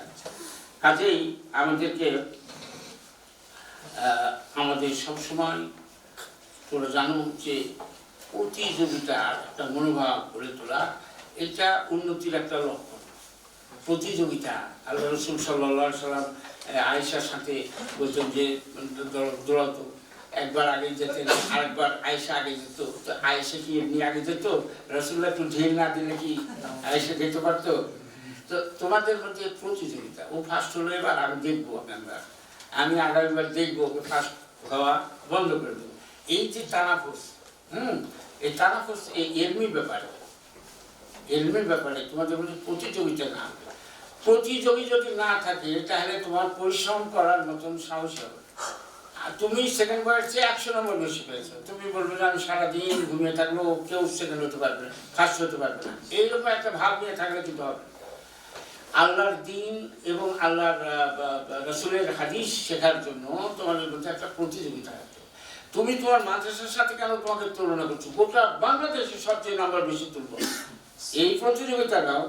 এখানে যদি তোমার মতন যোগ্য কেউ না থাকে ভালো কথা, কিন্তু ওই পাশে দক্ষিণ যাত্রাবাড়িতে থাকতে পারে না, হাটহাজারিতে থাকতে পারে না, আরো 10-20টা মাদ্রাসায় বিভাগে কোথাও আমার চেয়ে যাতে কেউ বেশি নাম্বার না পায়। তাই না? তোমরা ওই যে আউনুল মাহবুদের হাসিয়াকার শামসুদ্দিন না শামসুল হক আজিমাবাদী, তারই ছেলে আমার ক্লাসমেট মক্কায়। তো ও লোগা লাইসেন্স করেছে মক্কায়, দেরাসাত করতে এসছে মক্কায়। তো একদিন ওর মার্কশিট দেখলাম, তো 1000-এর মধ্যে 996 পেয়েছে। মানে লোগাতে 1000-এর মধ্যে 996, তার মানে হলো 4টা পেপারে 99 পেয়েছে, আর বাকি 6টা পেপারে মিয়া ফিল্মিয়া 100 মধ্যে 100 পেয়েছে। তো কাজেই আমার মনে হয় যে তোমরা যদি একটা তোমাদের ভিতরে যদি একটা প্রতিযোগিতার আলো ভিতরে যদি জ্বালো, তাহলে আর সবসময় তোমরা খেয়াল করবে তোমরা সবাই কোনো না কোনো জায়গার শিক্ষক ধরে নিলাম, তো নিজকে তোমরা বলবি যে আনা সিরতু মুআল্লিমান ওয়ালাম আকুন মুআন্নিফান, আমি হচ্ছি একজন শিক্ষক, আমি একজন শাসক নয়, আমি একজন রূঢ় চরিত্রের নয়, আমি একজন জালেম না। মুআন্নিফ বুঝো তো, সামরিক আইন যারা জারি করে, অনফ হলো অনফ আসকারি, মানে সামরিক কড়াকড়ি। আমি আমার মাদ্রাসায় আমি মানে কিং অফ মাই ক্লাস, আমি সত্যি ক্লাসের একজন রাজা, কিন্তু তাই বলে আমি একেবারে এই প্রজাতির উপরে অন্যায় করবো এইটার জন্য না। সত্যি তুমি রাজা, তুমি তোমার ক্লাসের রাজা, যা ইচ্ছা তাই করতে পারো, কিন্তু খবরদার লা ইসলামুনা ফাতিলা, এই কথাটা খেয়াল রাখবে। একটা ছেলের জন্য ইনসাফের অভাব না হয়। তুমি সময় মতো খাতা দেখবে না আর তাড়াহুড়ো করে দেখতে যে 9কে 6 করে দিলে, তোমার এই ক্ষতিটা। একটা ছেলে যা পেত তা পেল না, একটা ছেলে যা পাওয়ার যোগ্য নয় তাই পেয়ে গেল। তোমার তো ঘুষ খাওয়ার সুযোগ নাই, তোমার এই 9কে 6 করাটাই হলো সবচেয়ে বড় অপরাধ, তাই না? তা কাজেই কুন ফি সাবিলিল্লাহি আবদান শাকুরা, তুমি একজন মুআল্লিম হয়েছো, এই জন্য তুমি একজন আল্লাহর শুকরগুজার বান্দা হও। কিন্তু তুমি কোশ্চিন কালেও কারো উপরে অন্যায় করো না, হ্যাঁ, কারো হক নষ্ট করো না, তাই না? এই ছেলেদের এই হক 1 নম্বরের কম বেশির কারণে একজন ফার্স্ট হলো, সেকেন্ড হলো, হয়তো এমন হতে পারে যে পেশা ছেড়ে দিল, মাদ্রাসা ছেড়ে দিল, তোমার কারণে সে আলেম হওয়া থেকে একটা জাহিল হয়ে গেল, কলেজে চলে গেল, আর ঘুরে তাকালো না, এরকম হতে পারে না? তো কাজেই একটা ওইরকম ভাবে তোমাকে, হ্যাঁ, ছেলেদের মধ্যে কেউ তাড়াতাড়ি পারে, কেউ দ্রুত পারে, কেউ সারিয়ান, কেউ গতিয়ান, এটা আল্লাহর পক্ষ থেকে এসেছে। কিন্তু বাতির কাছে যে তুমি বসো, বললো যে দেখো আমি তোমার সে খুব খারাপ ছিলাম, তোমরা আমার মনে হয় যে আমার সাথে একমত হবে না, তাও তোমার একটু বলি। ডেল কার্নেগি নামে আমেরিকার একজন লেখক আছে। ডেল কার্নেগি বলে কি যে একটা খারাপ লেখা দেখে, ইন্টারমিডিয়েটের ছেলের হাতের লেখা দেখে বলে যে আহ চমৎকার, আমি যখন ইন্টারমিডিয়েট পড়তাম তখন এর চেয়ে খারাপ ছিল আমার হাতে। তখন তার মনে একটা আশার আলো জাগে, আশার আলো জেলে উঠে যে ও ডেল কার্নেগি বিশ্ববিখ্যাত উপন্যাসিক, বিশ্ববিখ্যাত লেখক, আর সে ইন্টারমিডিয়েটে আমার চেয়েও খারাপ ছিল, কারণ তো আমারও তো সম্ভাবনা আছে। এই জন্য আল্লাহ রাসূল সাল্লাল্লাহু আলাইহি সাল্লাম সবসময় বাশশিরু ওয়ালা তুনাফিরু, ছোট্ট কথার ভিতরে আসমান জমিনের মতন ভাব আছে। বাশশিরু ওয়ালা তুনাফিরু, সবাইকে সুসংবাদ দাও যে তোমারও ভিতরে ইন্নী আরা ফিকা উজুহান মুখতালিফা, আরা ফিকা নূরান লামিআ, তোমার মধ্যে একটা আলো দেখতে পাচ্ছি, তুমি বড় হবে, তুমি একটু পড়াশোনা করো, এরকম বলতে পারে না? অনেক সময় বলে, কিন্তু আমরা অনেক সময় বলি তোকে দিয়ে কিচ্ছু হবে না, তোকে সে কিচ্ছু হবে, তুই বাপ মার পয়সা নষ্ট না করে তুই একেবারে প্রোগ্রাম নষ্ট বলতে বলতে হতাশ করিও না, ওলা তোমার ফেরু, কাউকে হতাশ করিও না। তাযাক্কার দাইমান আন্নাকা ইন্নামা উতিতা লি আতাইতা হাউনা লিতুআল্লিমা লা লিতুআকিবা মান লা ইয়াতাআল্লাম, যে জানে না তাকে শিক্ষা দেওয়ার জন্য আল্লাহ তোমাকে তাইন করেছেন, কমিটি তোমাকে অ্যাপয়েন্টমেন্ট দিয়েছেন একজন জাহিলকে আলেম বানানোর দায়িত্ব দিয়ে, কিন্তু তুমি তাকে তাকিব করবে, তাকে শাস্তি দেবে, তার কানমালা দেবে, তাকে কানডালা দেবে, তাই না? অনেক দুষ্ট লোক আছে না, রাগে বশবর্তী হয়ে কানের যে অংশে হাড্ডি নাই সে অংশে দাঁত বসিয়ে দেয়, এরকম লোকের খবর অনেক শোনা যায়, অনেক শোনা যায়। এই কাজগুলো তোমরা ভবিষ্যতে করবে না, আল্লাহ চাইতে। তোমরা জানো যে মুআবিয়া বিন হাকাম এক লোক ছিলেন, তো তিনি রাসূলের পিছনে নামাজ পড়ছিলেন, রাসূল সাল্লাল্লাহু আলাইহি সাল্লামের পিছনে নামাজ পড়লেন। তার জানা ছিল না যে কালাম মামনু আসনা সালাত, কালাম মামনু আসনা সালাত, এটা আসনা সালাত, এটা তিনি তার কানে পড়েনি, কেউ বলেনি, বিদায়াতুল ইসলাম। তো রাসূলুল্লাহর ইমামতিতে মদিনার মসজিদে নামাজ হচ্ছে, একজন হাঁচি ফেলেছে, তার রাহমাকুমুল্লাহ, এটা সেটা মানে বেড়েই যাচ্ছে, এই যেমন এক স্বাভাবিক কথাবার্তা। তারপরে যখন দেখা গেল যে আরেকজন হাঁচি ফেলল, সেখানেও জবাব দিচ্ছে, রাসূলুল্লাহ নামাজের পরে ডাকলেন, ডেকে বললেন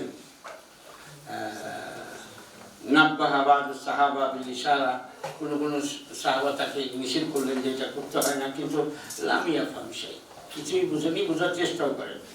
ফালাম্মা ইনতাহাতিস সালাতু নাদাহু রাসূলুল্লাহ সাল্লাল্লাহু আলাইহি ওয়াসাল্লাম ফাআতা ইলাইহি খায়ফান, রাসূলুল্লাহর কাছে খুব ভয়ে ভয়ে গেলেন। ফাকালা লাহু রাসূলুল্লাহ সাল্লাল্লাহু আলাইহি ওয়াসাল্লাম বিকুল্লি লুতফিন ওয়া লিন ইন্না হাযিহি সালাত লা ইয়াসলুহু ফিহা শাইউন মিন কালামিন নাস, এটা নামাজের মধ্যে পারিবারিক কথা, সামাজিক কথা। হ্যাঁ, ইন্না হাযিহি সালাত লা ইয়াসলু ফিহা শাইয়্যুম মিন কালামিন নাস ইন্নামা হুয়া তাসবিহু ওয়া তাহমিদু ওয়া কিরাআতুল কুরআন। ফাকালা মুআবিয়া মুআল্লিকান আলা ফি'লি রাসূলিল্লাহ। আল্লাহ রাসূলের এই কথাটাকে তিনি কোট করে বলছেন যে বে আবি হুয়া ওয়া উম্মি মা রাআইতু আহসানা তা'লিমান ওয়ালা আরফাকা মিনহু সাল্লাল্লাহু আলাইহি ওয়াসাল্লাম। হ্যাঁ, আরবটা বে আবি ওয়া উম্মি, এটা মানে ভালো অর্থে বলে, বদদুয়া না। বে আবি আনতা, হ্যাঁ, এটা মানে ভালো অর্থে বলে আর কি। আরবদের একটা চল চলে আসছে।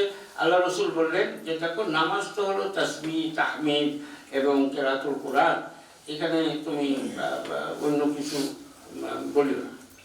এই কথাটা তিনি বলতেছেন যে আমার মনে হলো আল্লাহ রসুল যে লিন এবং রিফ, যে নম্রতা, যে ভদ্রতা, যে যে যে হাসি মুখে আমাকে যে কথাটা বললেন, আমার মনে হয় যে আহসান তালিম, হ্যাঁ, অজাত্তহু আহসান তালিম লাকিতুহু, আমি এত ভালো তালিম আর জীবনে পাই। কাজেই তোমরা ইন্না হাযা দ্বীন, এই এলেমটা হলো দ্বীনের অংশ।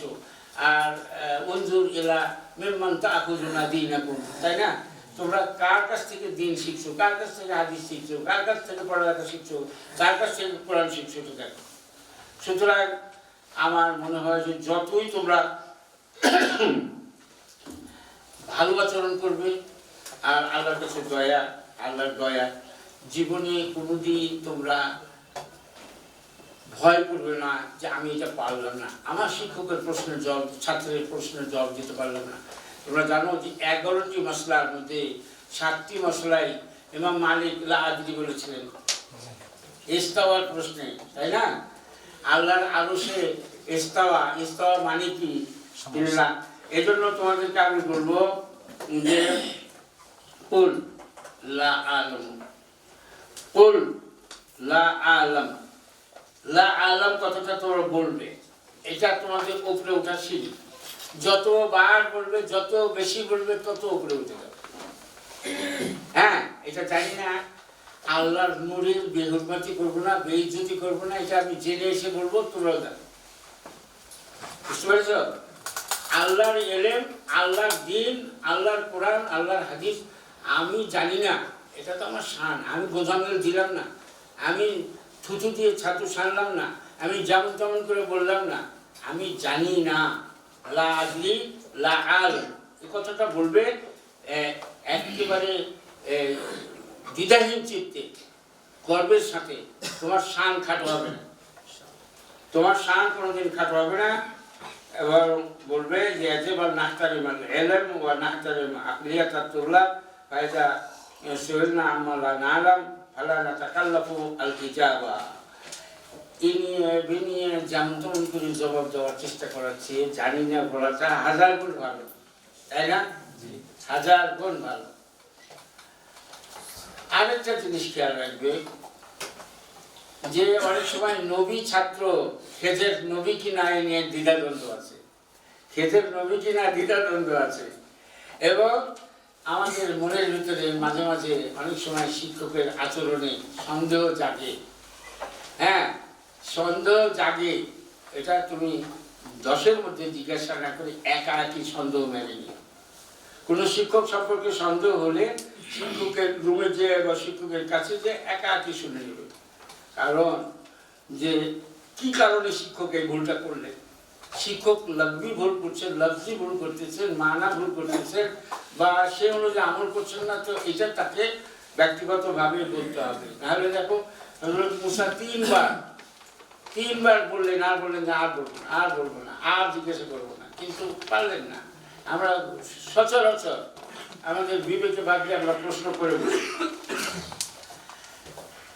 তোমরা অনেক সময় প্র্যাকটিক্যাল হলে, নমুনা পাইলে খুব খুশি হয়ে যাও, তাই না? এক ভাই মুদির তর্জমা করছে। মুদির মানে আল্লাযী ইউদিরু মাকতাবাহু ফাহুয়া মুদিরুন, এটা ইংরেজি করতে হবে। তো দি হেডমাস্টার ছাত্র আরব ছাত্র হেডমাস্টারও বুঝে না, মুদিরও বুঝে না, আল্লাদি ইউদিরও মাক্তাবাহু এটাও বুঝে না। হ্যাঁ, তারপরে ছাত্রকে নিয়ে হেডমাস্টারের রুমের সামনে এসে বললো, দিস ইজ দ্য হেডমাস্টার। এই যে প্র্যাকটিক্যাল ট্রেনিং, এই মাঝে মাঝে তোমাদেরকে কক্সবাজার নিয়ে যে পাহাড় দেখিয়ে, হ্যাঁ, কাইফা নসিবান, এই পাহাড়টা কেমন করে নসব হলো এটা পাহাড়ে না গিয়ে তোমাকে বোঝানো যাবে। পাহাড়ে না যেয়ে কিংবা ওই আলপে না যেয়ে কাইফা সতেহাত বোঝা যাবে। আর কোনোদিন আসমানে ওই মহাকাশে উঠতে গেলে আমার তো মনে হয় যখন আমরা সবচেয়ে উঁচু বিমানে যাই, এই কাতার এয়ারলাইন্স বা আধুনিক যে বিমানগুলোতে চড়ি, তখন আমার মনে হয় যে কাছেই তো চলে আসছে, আসমান খুবই কাছে, এইটা মাটির দিকটাই ঘুরি, মানে অনেক উপরে গেছি কিন্তু অল্প বাকি আছে। সেই অল্পটা কত? 4000 আলোকবর্ষ। 4000। কোন সময় মনে করো না যে ইন্নি আলিম তো মুজামাল আশিয়া, আমি অনেক কিছু জানি, এ কথাটা মনে ভাবো না। আলিমটা শাইয়ান ওয়া গাবাত আনকাল আশিয়াও, এটাই হলো আসল কথা। তুমি কিছু জানো কিন্তু না জানার পরিধিটা অনেক বেশি। তোমাদের না জানা, আমাদের না জানার কথাটা অনেক বেশি। সেই জন্য আল্লাহ রাব্বুল আলামিন একটু ইশারা দিয়েছেন, আলিমুল গায়বি ওয়াশ শাহাদা, গায়েবটাকে মোকাদ্দাম করা হয়েছে, গায়েবের পরিমাণ বেশি, না জানার অংশটা অনেক বেশি। আর বান্দা যত না জানবে ততই এতাওয়াজু ইনকিসারি প্রমাণ পাবে। আর খুব জানি হামচুনি দিলানুস, অনেক জানি, এটা হলো শয়তানি স্লোগান। আমি বেশি জানি, এ কথাটা হলো শয়তানি স্লোগান। কাজেই আমি কম জানি। আর সবসময় রব্বি জিদনি ইলমা, আল্লাহ রসুলের দোয়া সবসময়। আল্লাহ রসুল সাল্লাল্লাহু আলাইহি সাল্লামকে আল্লাহ শিখিয়ে দিয়েছেন কোরআনের স্লোগান, রব্বি জিদনি, অকুল রব্বি জিদনি ইলমা। আল্লাহ ইলম বাড়িয়ে দাও, ইলমটাকে বাড়িয়ে দাও, এটা কারণ ইলমটা আল্লাহ আমাদেরকে কম দিয়েছেন। আর সবচেয়ে বড় কথা হচ্ছে, তোমরা জানো যে কুন্না জাহিলান, কুন্না জাহিলিনা ও সানাকুনু জাহিলিনা ফি আফজালিল উমুর। 80 বছর আমার ওই আফজালের কাছাকাছি পৌঁছে গেছি, এখন মুখস্থ করলেও ভুলে যায়। আবার জানা জিনিস বহুদিন ওয়াজ করেছি, এমন আয়াতগুলো ভুলে দিয়েছি। তাহলে আমরা জাহিল ছিলাম, জাহিল থাকবো, মাঝখানে কয়েকদিনের ইলম নিয়ে পড়াই করে লাভ নেই, তাই না?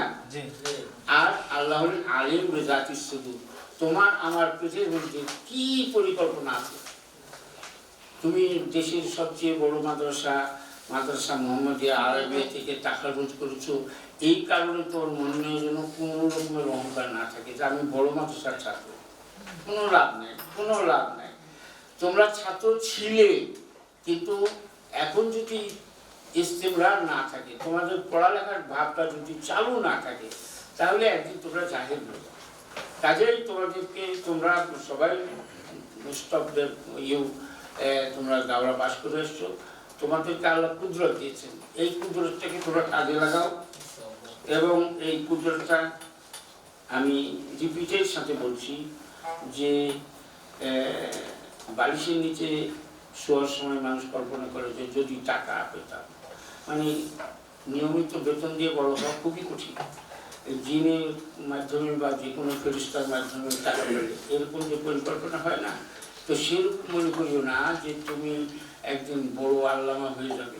তোমাকে ইস্তেমরারের সাথে পড়ালেখা করতে হবে। আল্লাহ রাব্বুল আলামিন কোরআন মাজিদে 2 বার ইকরা বলেছেন এবং হাদিসের মধ্যে জিবরাইল 3 বার ইকরা বলেছেন। ইকরা দিয়েই ইলম শুরু হয়েছে, ইকরা ছাড়া কোনো কাজ হবে না। ইকরা তার মানে করা, ইয়াকরাউ, বুঝতে পারছো? এই ইকরার মধ্যে সবচেয়ে আসহাল শব্দ হলো আল্লাহ। আসহাল শব্দটার নাম হলো আল্লাহ। আল্লাহ শব্দের হরফে হালকি, প্রথমে হালকি, শেষেও হালকি, মাঝের লামটা বাদ দিয়ে শুরু হাল থেকে আসছে, শেষেও তাও আবার কি বিদায়তিল হাল, হামজা, হা, হা, খা, আইন, গায়ব, এই ছটা তো হালকি। তো বিদায় হলো হামজা আর হা।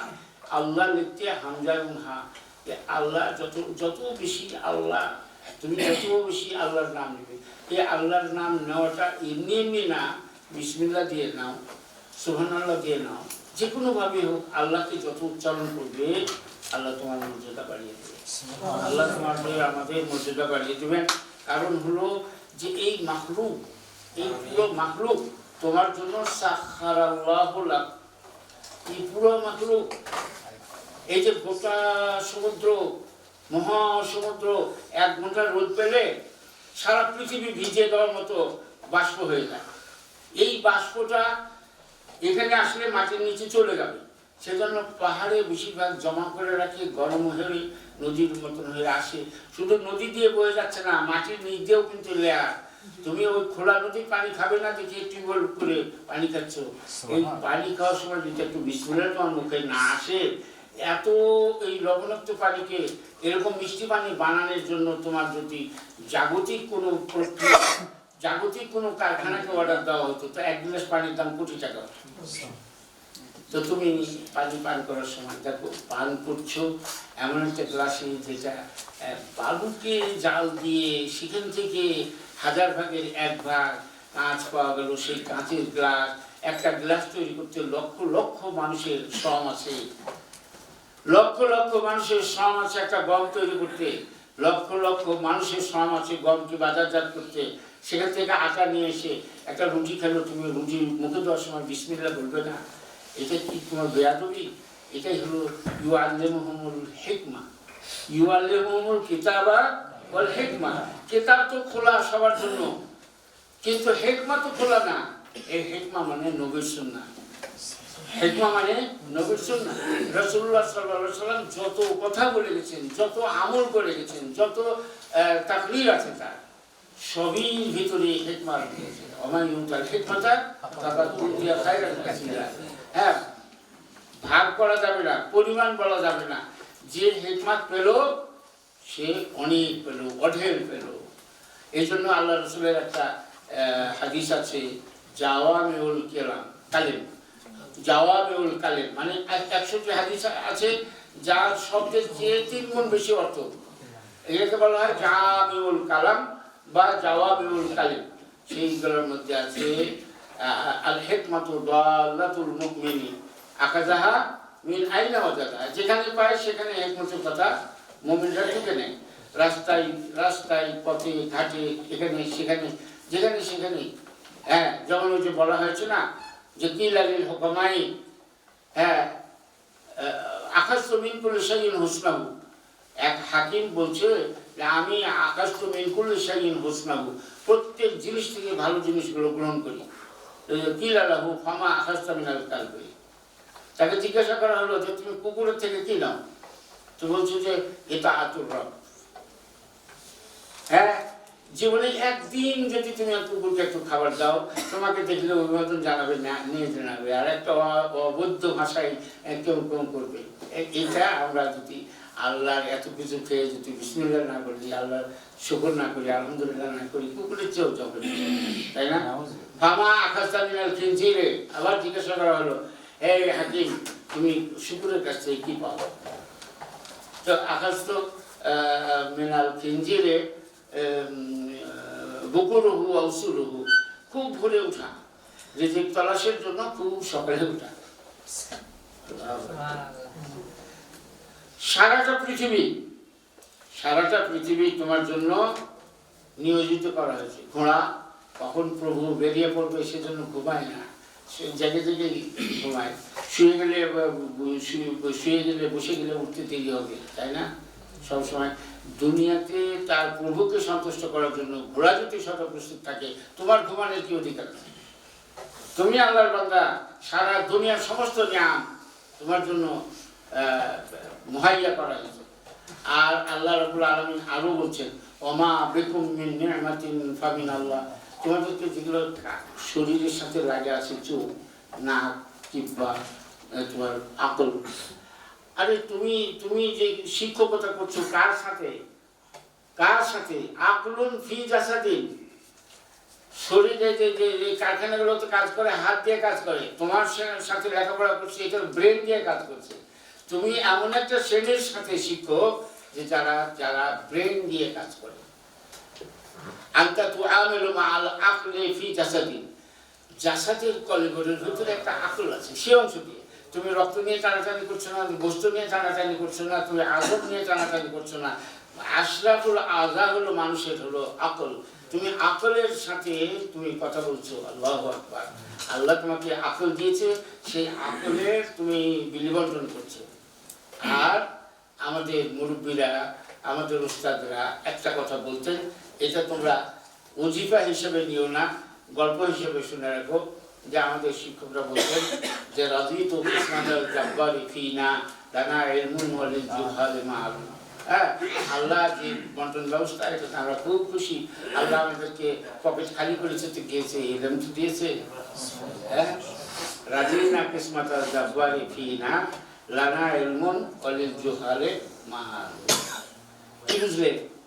কোটি কোটি টাকা, কিছুই জানে না, কিছুই পারে না, এত টাকার মালিক আল্লাহ কি করলেন? আর আমি এত খাটাখাটি করি, কিছুই পেলাম না।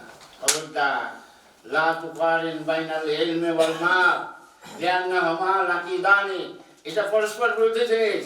ওটা যার কাছে যাবে তার কাছে এটা যাবে না, এটা যার কাছে যাবে ওটা আসবে না। মাল আর দৌলত, হ্যাঁ, আর ইলম, এটা আসবে না।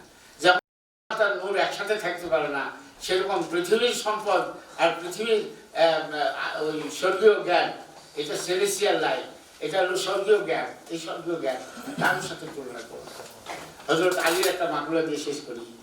আসুনু ইরদি মা লিল্লা উদান্নিসুহু লা বারাকাল্লাহু ফিল মালি বা'দ ইরদি। আমার সম্মান, আমার সম্ভ্রম হেফাজত করার জন্য আমার পকেটে থাকা, পাশে থাকা সম্পদগুলো আমি কাজে লাগাই। আমার সম্পদ এবং সম্ভ্রম, আমার ইজ্জত হেফাজতের পরে আমার আর মালের দরকার নাই। লা বারাকাল্লাহু ফিল মাল। আমার কাছে যে মাল থাকবে, আল্লাহ সেই মালের জন্য বরকত না দেয়। দুনিয়াকে তুমি চাও না, ইলম চাও, দুনিয়া এসে যাবে। আর দুনিয়া কা জিল, দুনিয়াটা ছায়ার মতো, ছায়াকে ধরতে যাও, দুনিয়া দৌড়াবে। আর তুমি যদি বলো যে আমি তো দৌড়াবো না, তোকে চাই না, তুমি বিপদ দিকে যাও, ছায়া তোমার কাছে কাছে দৌড়াবে।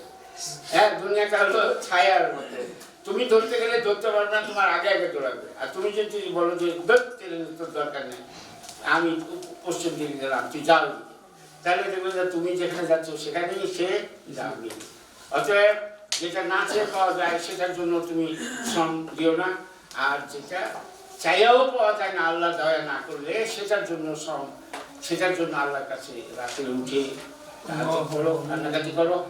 এবং সবচেয়ে বড় কথা হলো নাকি তাকেই হোক, আগে নিজেকে পরিষ্কার করো, নিজের ভিতরে তাকওয়া অর্জন করো, এবং কলিকি তোমার ভিতরে দুর্বলতাগুলো দূর করো। আল্লাহ রাব্বুল আলামিন ইচ্ছা করলেই মানুষকে আলেম করতে পারে, ইচ্ছা করলেই কোনো মানুষকে প্রত্যাখ্যান করতে পারে। যার ভিতরে তাকওয়া নেই তার ভিতরে হিদায়াত নাই। হ্যাঁ, জালিকাল কিতাবুল লা রাইবা ফীহি হুদাল লিল মুত্তাকিন। আল্লাহর কাছে আমরা আজকের এই সন্ধ্যায় মুনাজাত করি, আল্লাহ আমাদের সবাইকে কবুল করে নিন। আল্লাহ রাব্বুল আলামিন আমাদেরকে একেবারে যতদিন বাঁচব আল্লাহর কিতাব এবং রাসূলের হাদিস পড়ার জন্য মুস্তাহিদ থাকবো, নিজেকে যোগ্য করার জন্য চেষ্টায় থাকবো। এবং আমরা মরার আগে কিছু লোককে যা জানি তা শিখিয়ে যাব। আমরা জানার আগে, বিদায়ের আগে আরো কিছু লোককে শিখিয়ে যাব। এইটা আল্লাহ রাসূলের দিন, আল্লাহ রাসূলের এই হাদিস, আল্লাহর কোরআনের একজন খাদেম হিসেবে আল্লাহ যেন আমাদেরকে কবুল করে। এখন তোমাদেরকে ছেড়ে দিলাম, এখনো 20 মিনিট সময় আছে। তোমরা আমাকে ব্যক্তিগতভাবে আমার কথার মধ্যে যে কোনো ব্যাপারে যে কোনো প্রশ্ন করতে পারো। আর তার আগে আমার রোল নাম্বারটা সবাই লিখে নাও। তোমাদের মনে এখন কোনো প্রশ্ন না আসলে পরে আসতে পারে। 017 1141 9169 শামসুল আলম। 017 1141 9169। হ্যাঁ,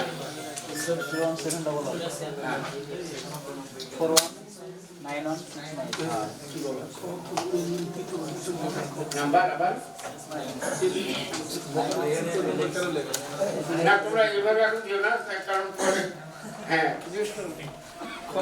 পরে আমি করবো এখন তো 654 কে তোমাদের কাগজ আছে শেষে 4654 হ্যাঁ আচ্ছা রাখ এটা পরে হবে শোনো আমার বয়সের কথা বিবেচনা করে আর তোমাদের মতো সৌভাগ্যবান নয় কোনো দর্শনে যাবি তো একদিনও পড়ার বসার সুযোগ হয়নি এই হিসেবে আমার কথাগুলো যদি তোমাকে ভালো লেগে থাকে আমার জন্য দোয়া করো আমি